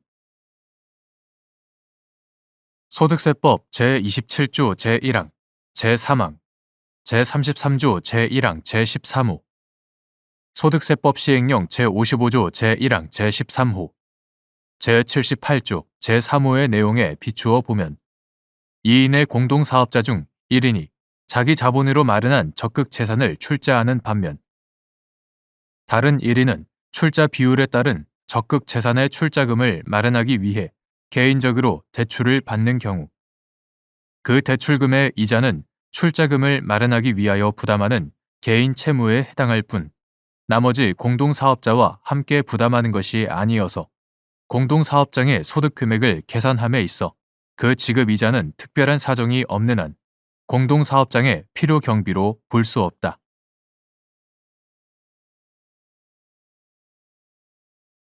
대법원 2026년 3월 12일 선고 2024 후 10504 판결 사건명 등록 취소 상 1. 등록 상표를 사용하지 아니한 것에 대한 정당한 이유가 인정되어 상표 등록의 취소를 면하기 위해서 상표 등록 취소 심판의 피청구인이 증명하여야 할 사항 및 등록 상표를 사용할 수 있는 자의 영업 부진이나 법적 분쟁의 우려 등과 같은 주관적, 내부적 요인에 따른 사유만으로 상표 등록의 취소를 면할 수 있는지 여부, 원칙적 소극. 상표법 제119조 제1항 제3호는 상표권자, 전용 사용권자 또는 통상 사용권자 중 어느 누구도 정당한 이유 없이 등록 상표를 그 지정 상품에 대하여 취소 심판 청구일 전 계속하여 3년 이상 국내에서 사용하고 있지 아니한 경우를 상표 등록 취소 심판 사유의 하나로 들고 있다. 이 규정은 상표권자 또는 사용권자에게 등록 상표를 지정 상품에 사용할 의무를 부과하고 일정 기간 등록 상표를 사용하지 아니한 경우 그에 대한 제재로 상표 등록을 취소할 수 있도록 한 것으로 일정한 요건만 구비하면 사용 여부와 관계없이 상표를 등록받을 수 있도록 하는 등록 주의를 채택한 데에 따른 폐해를 시정하고 타인의 상표 선택의 기회를 확대하려는 데에 그 취지가 있다. 상표법 제119조 제3항은 상표 등록 취소 심판의 피청구인이 등록 상표를 취소 심판 청구에 관계되는 지정 상품 중 하나 이상에 대하여 그 심판 청구일 전 3년 이내에 국내에서 정당하게 사용하였음을 증명하지 아니하면 상표권자는 취소 심판 청구와 관계되는 지정 상품에 관한 상표 등록의 취소를 면할 수 없으나 피청구인이 사용하지 아니한 것에 대한 정당한 이유를 증명하는 경우에는 상표 등록의 취소를 면할 수 있다고 규정하고 있다.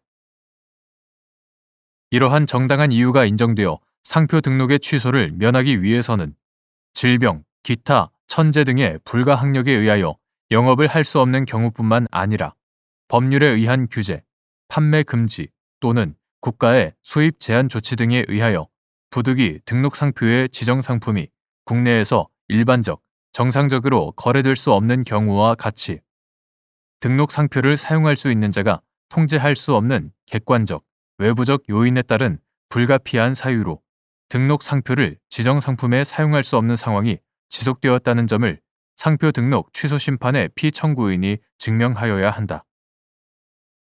등록 상표를 사용할 수 있는 자의 영업 부진이나 법적 분쟁의 우려 등과 같은 주관적, 내부적 요인에 따른 사유만으로는 특별한 사정이 없는 한 상표 등록의 취소를 면할 수 없다. 2. 갑 주식회사가 티르리르 및 티르리르 상표를 사용하여 귀금속류, 액세서리 판매 등 영업을 하던 중 을 주식회사가 지정 상품을 화장품 등으로 하고 표장을 티르티르 또는 티르티르로 하는 상표들을 등록받았는데 그 후 갑 회사가 지정 상품을 화장품 등으로 하고 표장을 티르리르로 하는 상표를 출원하여 등록을 받은 다음 을 회사의 상표들에 대한 등록 무효 심판을 청구하는 한편 위와 같이 새롭게 등록한 상표를 이용한 화장품 포장 디자인을 의뢰하는 등 등록 상표를 사용하기 위한 준비 행위를 하였고 이후 을 회사의 상표들을 무효로 하는 심결이 확정되었으나 을 회사가 갑 회사의 위 등록 상표에 대하여 상표법 제119조 제1항 제3호의 상표 불사용을 이유로 상표 등록 취소 심판을 청구한 사안에서 갑 회사가 위 상표의 등록 후 을 회사의 상표권 침해에 해당할 우려가 있다는 이유로 위 등록 상표를 사용하지 않은 것을 갑 회사가 통제할 수 없는 객관적, 외부적 요인에 따른 불가피한 사유로 인한 것으로 볼 수 없고 등록 상표를 사용하기 위하여 준비 행위를 하였다는 사정만으로 등록 상표를 사용하지 않은데 정당한 이유가 있다고 볼 수 없다고 한 사례.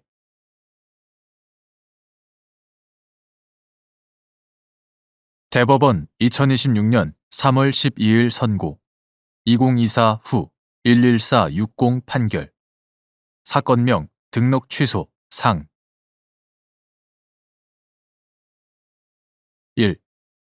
등록 상표를 사용하지 아니한 것에 대한 정당한 이유가 인정되어 상표 등록의 취소를 면하기 위해서 상표 등록 취소 심판의 피청구인이 증명하여야 할 사항 및 등록 상표를 사용할 수 있는 자의 영업 부진이나 법적 분쟁의 우려 등과 같은 주관적, 내부적 요인에 따른 사유만으로 상표 등록의 취소를 면할 수 있는지 여부, 원칙적 소극. 상표법 제119조 제1항 제3호는 상표권자, 전용 사용권자 또는 통상 사용권자 중 어느 누구도 정당한 이유 없이 등록 상표를 그 지정 상품에 대하여 취소 심판 청구일 전 계속하여 3년 이상 국내에서 사용하고 있지 아니한 경우를 상표 등록 취소 심판 사유의 하나로 들고 있다. 이 규정은 상표권자 또는 사용권자에게 등록 상표를 지정 상품에 사용할 의무를 부과하고 일정 기간 등록 상표를 사용하지 아니한 경우 그에 대한 제재로 상표 등록을 취소할 수 있도록 한 것으로 일정한 요건만 구비하면 사용 여부와 관계없이 상표를 등록받을 수 있도록 하는 등록 주의를 채택한 데에 따른 폐해를 시정하고 타인의 상표 선택의 기회를 확대하려는 데에 그 취지가 있다. 상표법 제119조 제3항은 상표 등록 취소 심판의 피청구인이 등록 상표를 취소 심판 청구에 관계되는 지정 상품 중 하나 이상에 대하여 그 심판 청구일 전 3년 이내에 국내에서 정당하게 사용하였음을 증명하지 아니하면 상표권자는 취소 심판 청구와 관계되는 지정 상품에 관한 상표 등록의 취소를 면할 수 없으나 피청구인이 사용하지 아니한 것에 대한 정당한 이유를 증명하는 경우에는 상표 등록의 취소를 면할 수 있다고 규정하고 있다. 이러한 정당한 이유가 인정되어 상표 등록의 취소를 면하기 위해서는 질병, 기타, 천재 등의 불가항력에 의하여 영업을 할 수 없는 경우뿐만 아니라 법률에 의한 규제, 판매 금지 또는 국가의 수입 제한 조치 등에 의하여 부득이 등록 상표의 지정 상품이 국내에서 일반적, 정상적으로 거래될 수 없는 경우와 같이 등록 상표를 사용할 수 있는 자가 통제할 수 없는 객관적, 외부적 요인에 따른 불가피한 사유로 등록 상표를 지정 상품에 사용할 수 없는 상황이 지속되었다는 점을 상표 등록 취소 심판의 피청구인이 증명하여야 한다. 등록 상표를 사용할 수 있는 자의 영업 부진이나 법적 분쟁의 우려 등과 같은 주관적, 내부적 요인에 따른 사유만으로는 특별한 사정이 없는 한 상표 등록의 취소를 면할 수 없다. 2. 상표권자가 파산 선고를 받고 파산 관제인이 선임된 기간 동안 등록 상표 불사용에 정당한 이유가 있는지는 파산 관제인을 기준으로 판단하여야 하는지 여부. 적극.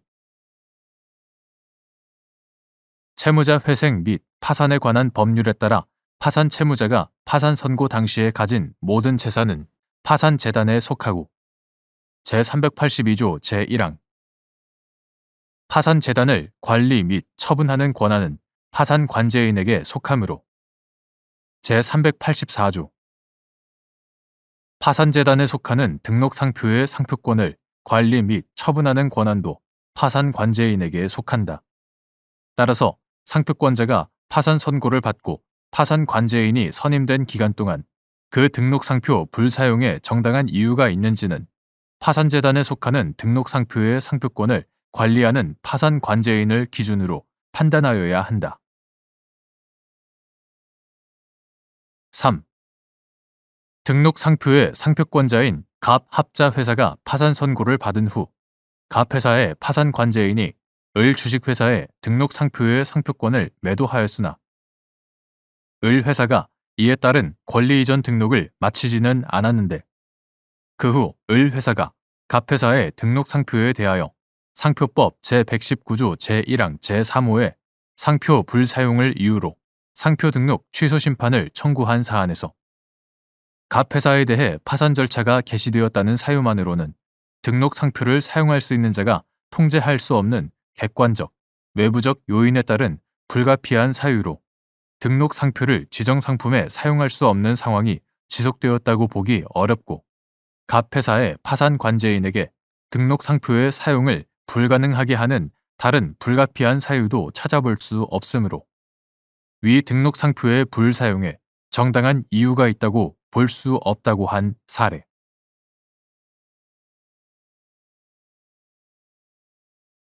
대법원 2026년 3월 12일 선고 2025도 10321 판결 사건명 개인정보보호법 위반 1.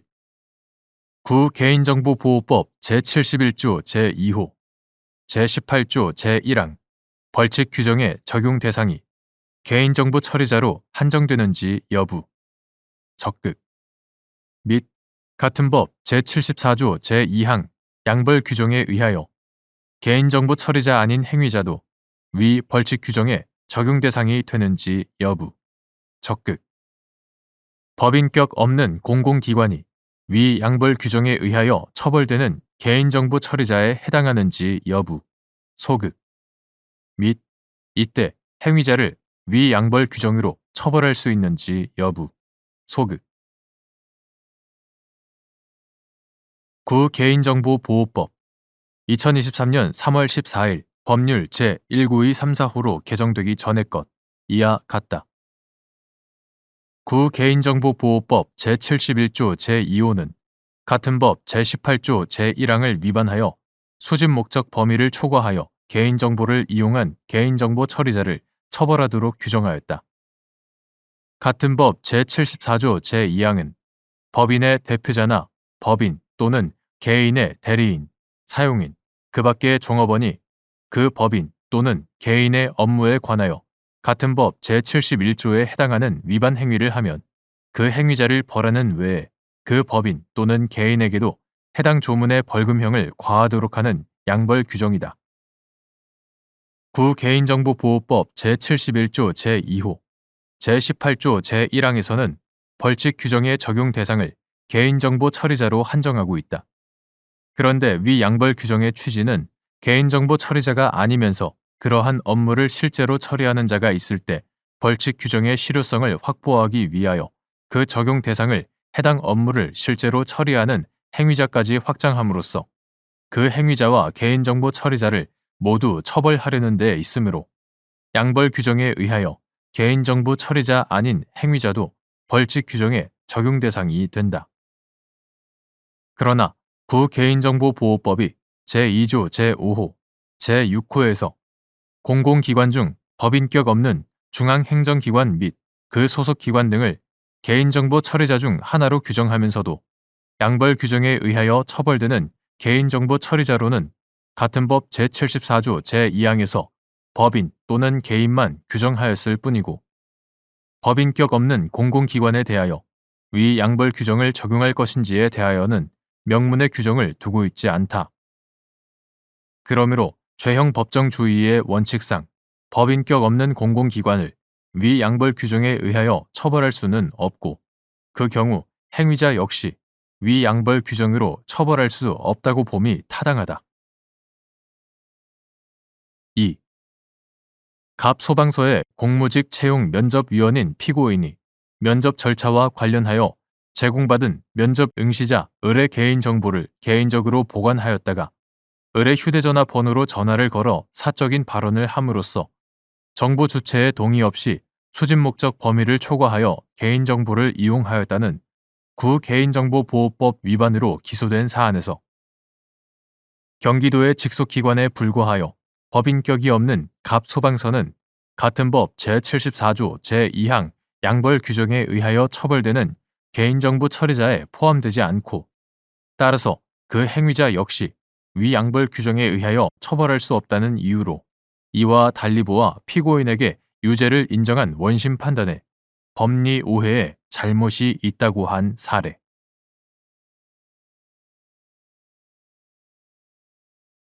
대법원 2026년 3월 12일 선고 2025도 12709 판결 사건명 성폭력 범죄의 처벌 등에 관한 특례법 위반 통신매체 이용 음란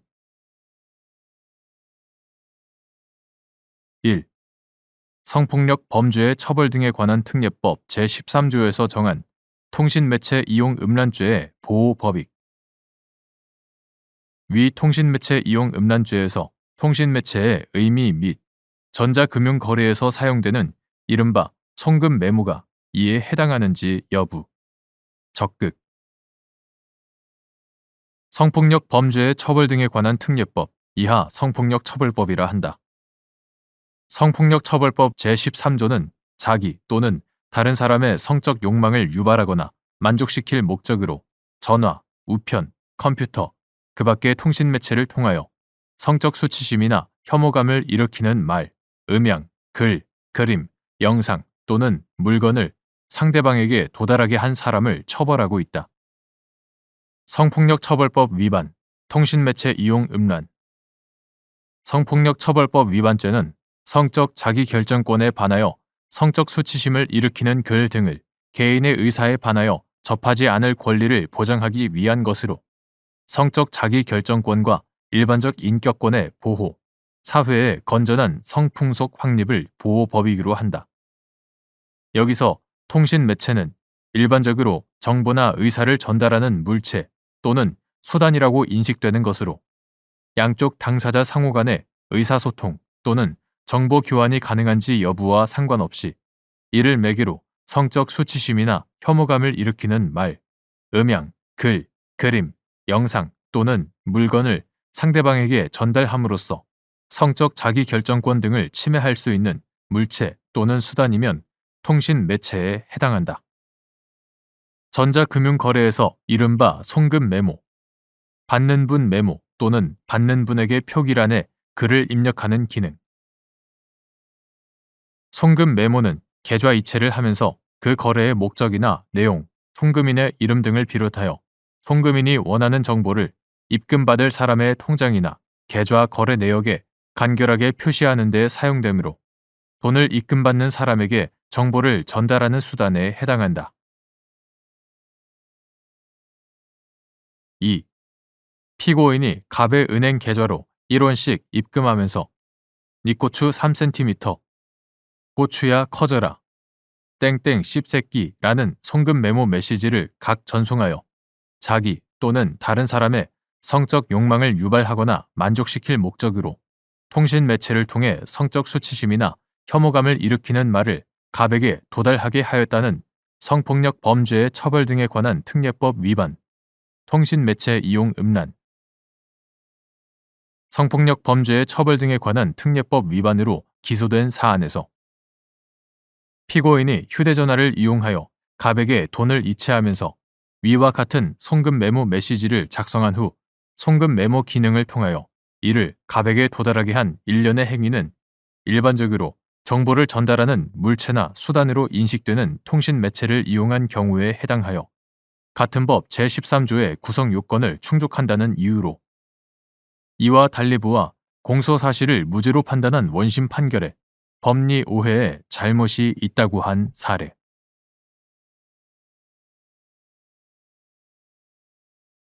대법원 2026년 3월 12일 선고 2025도 16747 판결 사건명 마약류 관리에 관한 법률 위반, 향정 등 9. 마약류 관리에 관한 법률 제5조 제1항에서 마약류 취급자에 대하여 금지하는 행위인 업무 외의 목적을 위한 같은 법 제4조 제1항 각 호에 규정된 행위가 위 조항의 수범자인 같은 법 제2조 제5호에 해당 마약류 취급자별로 허용된 취급 행위 유형에 한정되어야 하는지 여부. 적극. 마약류 취급자로서 마약류 취급 의료업자인 의사가 업무 외의 목적을 위하여 환자에게 마약 또는 향정신성 의약품을 주사제로 투여하는 행위를 한 경우 같은 법 제5조 제1항 위반 행위로서 같은 법 제4조 제1항 각 호에 규정된 행위 중 마약 또는 향정신성 의약품을 투약하는 행위에 해당하는지 여부, 적극 및 나아가 마약 또는 향정신성 의약품을 매매하는 행위로서 같은 법 제5조 제1항 위반 행위에 해당하는지 여부, 원칙적 소극. 9. 마약류 관리에 관한 법률 2024년 2월 6일 법률 제20214호로 개정되기 전의 것 이하 9. 마약류 관리법이라고 한다. 9. 마약류 관리법 제5조 제1항은 마약류 취급자는 그 업무 외의 목적을 위하여 제4조 제1항 각 호에 규정된 행위를 하여서는 아니 된다라고 하면서 같은 법 제4조 제1항 각 호에서 마약 또는 향정신성 의약품을 소지, 소유, 사용, 운반, 관리, 수입, 수출, 제조, 조제, 투약, 수수, 매매, 매매의 알선 또는 제공하는 행위 제1호 대마를 재배, 소지, 소유, 수수, 운반, 보관 또는 사용하는 행위 제2호 마약 또는 향정신성 의약품을 기재한 처방전을 발급하는 행위 제3호 한외 마약을 제조하는 행위 제4호 한외 마약을 제조하는 행위를 규정하고 있다. 나아가 같은 법 제2조 제5호는 마약류 취급자를 유형별로 정의하면서 마약류 취급자별로 허용되는 마약류 취급의 행위 유형 등을 구체적으로 한정하고 있다. 그중 마약류 취급 의료업자, 자목 마약류 취급 의료업자는 의료기관에서 의료에 종사하는 의사, 치과의사, 한의사 또는 수의사법에 따라 동물 진료에 종사하는 수의사로서 의료나 동물 진료를 목적으로 마약 또는 향정신성 의약품을 투약하거나 투약하기 위하여 제공하거나 마약 또는 향정신성 의약품을 기재한 처방전을 발급하는 자로 정의된다. 이와 같은 구마약류 관리법의 규정 체계, 각 조항의 수범자 및 문헌 내용 등을 고려하면 구마약류 관리법 제5조 제1항에서 마약류 취급자에 대하여 금지하는 행위인 업무 외의 목적을 위한 제4조 제1항 각 호에 규정된 행위는 위 조항의 수범자인 같은 법 제2조 제5호에 해당 마약류 취급자별로 허용된 취급 행위 유형에 한정되어야 한다. 따라서 마약류 취급자가 업무 외의 목적을 위하여 같은 법 제2조 제5호에 규정된 자신에게 허용된 취급 행위 유형에 해당하지 않는 행위를 한 경우에는 같은 법 제5조 제1항이 적용되지 않는다. 마약류 취급 의료업자인 의사의 경우 구마약류 관리법 제2조 제5호 자목에서 허용한 취급 행위 유형은 마약 또는 향정신성 의약품을 투약하거나 투약하기 위하여 제공하거나 마약 또는 향정신성 의약품을 기재한 처방전을 발급하는 행위이므로 의사가 업무 외의 목적을 위하여 마약 또는 향정신성 의약품을 투약하거나 투약하기 위하여 제공하거나 마약 또는 향정신성 의약품을 기재한 처방전을 발급하는 행위 이외의 행위를 하더라도 이를 같은 법 제5조 제1항의 위반 행위로 처벌할 수 없다. 한편 의사는 의료법에 따른 의료행위의 주체로서 약사법에 따라 자신이 직접 의약품을 조제할 수 있는 경우에는 처방전 없이 환자에게 의약품을 투여할 수 있고 자신이 직접 의약품을 조제하여 환자에게 그 의약품을 내어주는 것도 가능하며 의료법 제18조 제1항, 제5항 참조 주사제를 주사하는 경우에는 자신이 직접 의약품을 조제할 수 있다. 약사법 제23조 제4항 제5호 따라서 의사가 의료행위의 일환으로 자신이 직접 의약품을 조제하여 환자에게 주사제를 주사하는 행위는 원칙적으로 의료법 등 관계 법령에 따라 허용되는 행위이다. 나아가 구마약류 관리법은 마약류 취급 의료업자에게 허용되는 취급 행위 유형에 대하여 의료를 목적으로 마약 또는 향정신성 의약품을 투약하거나 투약하기 위하여 제공하거나 마약 또는 향정신성 의약품을 기재한 처방전을 발급하는 행위라고 규정하고 있음은 앞서 본 바와 같다. 구마약류 관리법 제2조 제5호 자목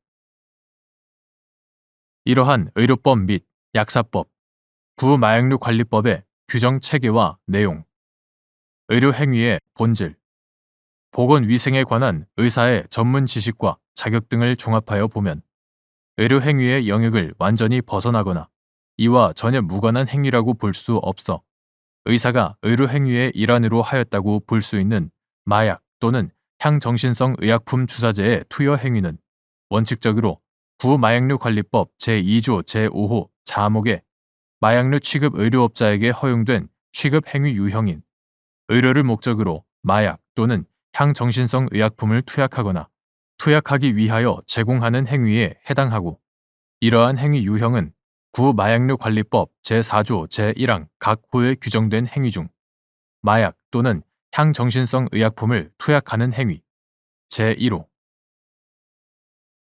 마약 또는 향정신성 의약품을 투약하는 행위에 해당할 수 있다. 따라서 마약류 취급자로서 마약류 취급 의료업자인 의사가 그 업무 외의 목적을 위하여 환자에게 마약 또는 향정신성 의약품을 주사제로 투여하는 행위를 한 경우 이는 구마약류 관리법 제5조 제1항 위반 행위로서 제4조 제1항 각 호에 규정된 행위 중 마약 또는 향정신성 의약품을 투약하는 행위 제1호 마약 또는 향정신성 의약품을 투약하는 행위에 해당할 수 있다.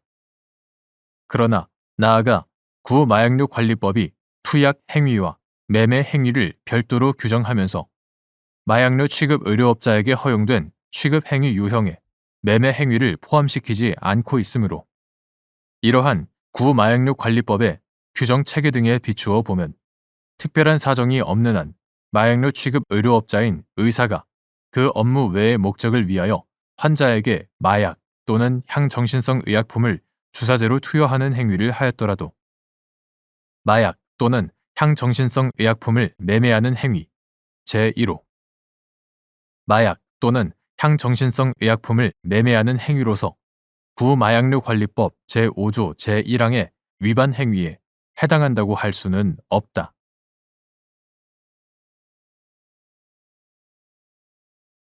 대법원 2026년 3월 19일 선고 2024도 163 전원 합의체 판결 사건명 모해 위증 1. 공범인 공동피고인이 소송 절차의 분리로 피고인의 지위에서 벗어난 경우 다른 공동피고인에 대한 공소사실에 관하여 증인이 될 수 있는지 여부 적극 위증죄의 주체와 관련하여 공범인 공동피고인이 다른 공동피고인에 대한 공소사실에 관하여 증인 적격이 있는지에 관한 대법원의 현재 법리는 유지되어야 하는지 여부 적극 다수 의견 대법원은 2008년 6월 26일 선고 2008도 3300 판결 2012년 10월 11일 선고 2012도 6848 2012 전도 143 병합 2012 전도 143 판결 2012년 12월 13일 선고 2010도 10028 판결 2024년 2월 29일 선고 2023도 7528 판결 등에서 공범인 공동피고인은 해당 소송 절차에서는 피고인의 지위에 있어 다른 공동피고인에 대한 공소사실에 관하여 증인이 될 수 없으나 소송 절차가 분리되어 피고인의 지위에서 벗어나게 되면 다른 공동피고인에 대한 공소사실에 관하여 증인이 될 수 있다고 판시하였다. 이러한 판례 법리를 현재 법리라 한다. 위증죄의 주체와 관련하여 공범인 공동피고인이 다른 공동피고인에 대한 공소사실에 관하여 증인 적격이 있는지에 관한 현재 법리는 타당하므로 유지되어야 한다. 그 이유는 다음과 같다. 가. 증인이란 재판 절차 등에서 자신이 과거에 경험한 사실을 진술하는 제3자를 말한다. 형사소송법 제146조가 법원은 법률에 다른 규정이 없으면 누구든지 증인으로 신문할 수 있다 라고 규정하므로 법률에 다른 규정이 없는 한 해당 사건의 당사자인 피고인을 제외한 제3자는 누구나 증인이 될 수 있다고 보아야 한다. 공범인 공동피고인이라 하더라도 소송 절차가 분리된 다른 공동피고인에 대한 해당 소송 절차에서는 더 이상 피고인의 지위에 있지 않으므로 증인이 될 수 있다. 모든 국민은 형사상 자기에게 불리한 진술을 강요당하지 아니한다는 헌법상 자기 부재 거부 특권을 보장하기 위해 형사소송법 제148조는 누구든지 자기가 유죄 판결을 받을 사실이 드러날 염려가 있는 증언을 거부할 수 있다고 규정하고 증언 거부권의 보장을 위해 형사소송법 제160조가 재판장은 신문 전에 증언을 거부할 수 있음을 설명하여야 한다고 규정하므로 이러한 증언 거부권이 실질적으로 보장되는 한 공범인 공동피고인에 대한 소송 절차가 분리된 후 그에게 증인 적격을 인정하고 그 자신의 범죄 사실과 관련한 질문을 하더라도 피고인으로서의 진술 거부권 내지 자기 부재 거부 특권을 침해한다고 할 수 없다. 그와 같이 증인 적격이 인정되는 피고인이 증인신문 절차에서 형사소송법 제160조에 따라 증언 거부권을 고지받았음에도 자신의 범죄 사실과 관련하여 증언 거부권을 행사하지 아니한 채 허위로 진술하였다면 위증죄가 성립한다. 이와 관련하여 대법원은 자기 부재 거부 특권에 관한 것이거나 그 밖에 증언 거부 사유가 있는데도 증인이 증언 거부권을 고지받지 못하여 그 증언 거부권을 행사하는데 사실상 장애가 초래되었다고 볼 수 있는 경우에는 위증죄의 성립을 부정하여야 한다고 보았고 이에 따라 재판 실무는 증인에게 증언 거부권을 분명하고 알기 쉽게 고지하는 등 소송 지휘를 철저히 하는 방향으로 발전되어 왔다.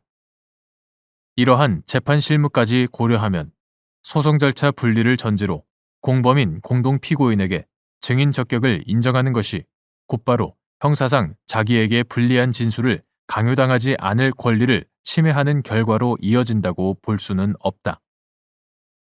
다.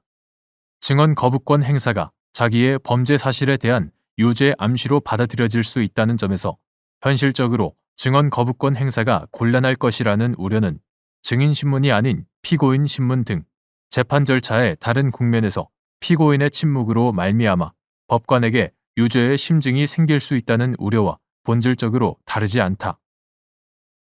형사재판에서 유죄의 인정은 법관으로 하여금 합리적인 의심을 할 여지가 없을 정도로 공소 사실이 진실한 것이라는 확신을 가지게 하는 증명력 있는 증거에 의하여야 하고, 이러한 정도의 심증을 형성하게 하는 증거가 없다면 설령 피고인에게 유죄의 의심이 간다 하더라도 피고인의 이익으로 판단할 수밖에 없는 것이다. 따라서 그러한 우려가 있다고 하여 공범인 공동피고인의 다른 공동피고인에 대한 증인 적격 자체를 부정할 것은 아니다. 소송 절차를 분리하여 공범인 공동피고인을 증인으로 신문한 후 다시 소송 절차를 병합하여 다른 공동피고인과 함께 심리할 것이 예정되어 있는 등 소송 절차가 종국적으로 분리된 것이 아니라 단지 일시적으로 분리되었을 뿐인 경우라고 하여 공범인 공동피고인의 증인 적격을 달리 볼 수 없다. 소송 절차의 병합 또는 분리는 소송 경제와 신속한 재판, 실체적 진실 발견의 요청, 검사 측 증명이나 피고인 측 방어의 편의, 공범 사이에서 사건 처리의 형평과 합일적 사실 인정 및 양형의 균형 필요성, 그 밖에 구체적인 사건에서 병합 또는 분리 심리의 장단점 등 여러 사정을 고려하여 이루어지는 것으로서 병합 또는 분리의 선택이나 활용 방법은 법원의 재량에 속한다. 형사소송법 제300조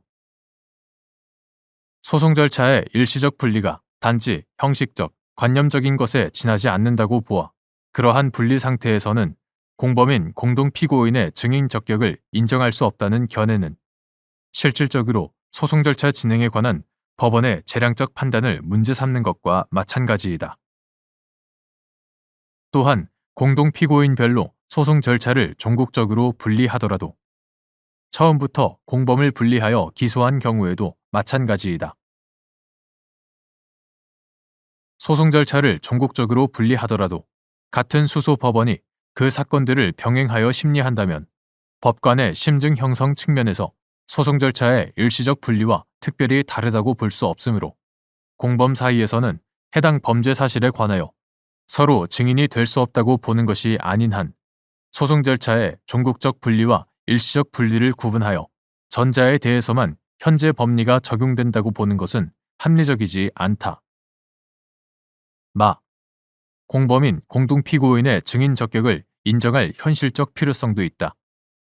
마약 범죄, 전기통신 금융사기, 보이스피싱 등 불법 도박 사이트 운영, 범죄단체 구성, 활동 등과 같이 여럿이 또는 조직적으로 공모하여 범행을 하였는데 그러한 공모나 범죄 가담 행위에 관한 객관적 물증이 존재하기 어려운 유형의 사건에서는 사실상 공범의 진술에 의해서만 공소 사실을 증명할 수 있는 부분이 있으므로 적정 절차에 따른 신속한 실체적 진실 발견이라는 형사소송의 목적을 고려할 때 공범들에 대한 소송 절차가 병합되어 진행되는 경우 공범인 공동피고인이 하는 진술의 정확성을 확보할 필요가 있다. 이를 위해서는 공범인 공동피고인에게 진실 의무를 부과함과 동시에 이를 어길 때에는 위증의 벌을 받는다는 경고를 명확하게 하고 그로 하여금 선서한 후 다른 공동피고인의 반대신문을 받으면서 진술하게 하는 증인신문 방식이 위증의 벌이라는 제재가 뒤따르지 않는 데다가 진술 거부권으로 인하여 다른 공동피고인의 반대신문권이 실질적으로 보장되기 어려울 수 있는 피고인 신문 방식보다 더 적합하다. 우리 형사소송법은 공범인 공동피고인을 다른 공동피고인이 신문할 수 있는 권리에 관하여 명문의 규정을 두고 있지 않은 점, 피고인 신문은 원칙적으로 증거조사 종료 후에 피고인을 상대로 공소사실 및 정상에 관하여 필요한 사항을 신문하여 형사소송법 제296조의 2 제1항 본문 신문하여 해당 피고인의 의견 또는 입장을 밝히게 함을 주된 목적으로 하는 것이지 다른 공동 피고인의 범죄 혐의 사실과 관련하여 해당 피고인이 경험한 사실을 묻기 위한 것이 아닌 점 등을 고려하면 더욱 그러하다. 대법관 오경미의 반대 의견 공범인 공동 피고인에 대하여 소송 절차가 분리되었더라도 그것이 종국적인 것이 아니라 단지 일시적으로 분리되었다고 볼 수 있는 경우에는 공범인 공동 피고인이 다른 공동 피고인에 대한 공소 사실에 관하여 증인으로 진술하더라도 자신의 범죄 혐의 사실과 관련한 질문에 대하여 진술을 하였다면 해당 피고인은 그 진술 부분에 관하여서는 실질적으로 피고인의 지위에서 진술한 것일 뿐이다. 따라서 그러한 경우 그에게 증인 적격을 인정할 수 없고 그가 허위 진술을 하였더라도 이를 위증죄로 처벌할 수도 없다. 이러한 점에서 소송 절차가 일시적으로 분리된 이상 공범인 공동 피고인은 피고인이 아닌 제3자로서 별다른 제한 없이 언제나 증인 적격이 있고 이에 따라 그가 자신의 범죄 혐의 사실에 관하여 한 허위 진술에 대하여도 모두 위증죄로 처벌할 수 있다고 보는 다수 의견과 견해를 달리한다. 2. 갑이 운영하는 건설회사의 공무부장으로 근무하던 피고인이 설계도면과 다른 공법으로 공사를 하였음에도 마치 설계도면대로 공사한 것처럼 컴퓨터로 조작한 현장 사진을 감리단을 통해 공사발주처에 제출하여 공사대금을 편취하였다는 등의 공소사실로 회사 운영자 갑과 공범으로 함께 기소된 후 다른 공동피고인 갑에 대한 증인으로 증언함에 있어 사실은 갑으로부터 현장 사진을 조작하라는 지시를 받지 않았는데도 그와 같은 지시를 받았다는 등 갑이 범행에 가담하였다는 취지로 허위의 진술을 함으로써 갑을 모해할 목적으로 위증하였다는 내용으로 기소되었는데 모해 위증죄의 주체와 관련하여 공범인 공동피고인의 증인 적격이 문제된 사안에서 피고인과 갑에 대한 소송 절차가 분리된 상태에서 피고인이 갑에 대한 공소사실에 관하여 증언하였음을 전제로 피고인이 갑을 모해할 목적으로 허위의 진술을 하였다고 보아 피고인에게 유죄를 인정한 원심 판단이 정당하다고 한 사례.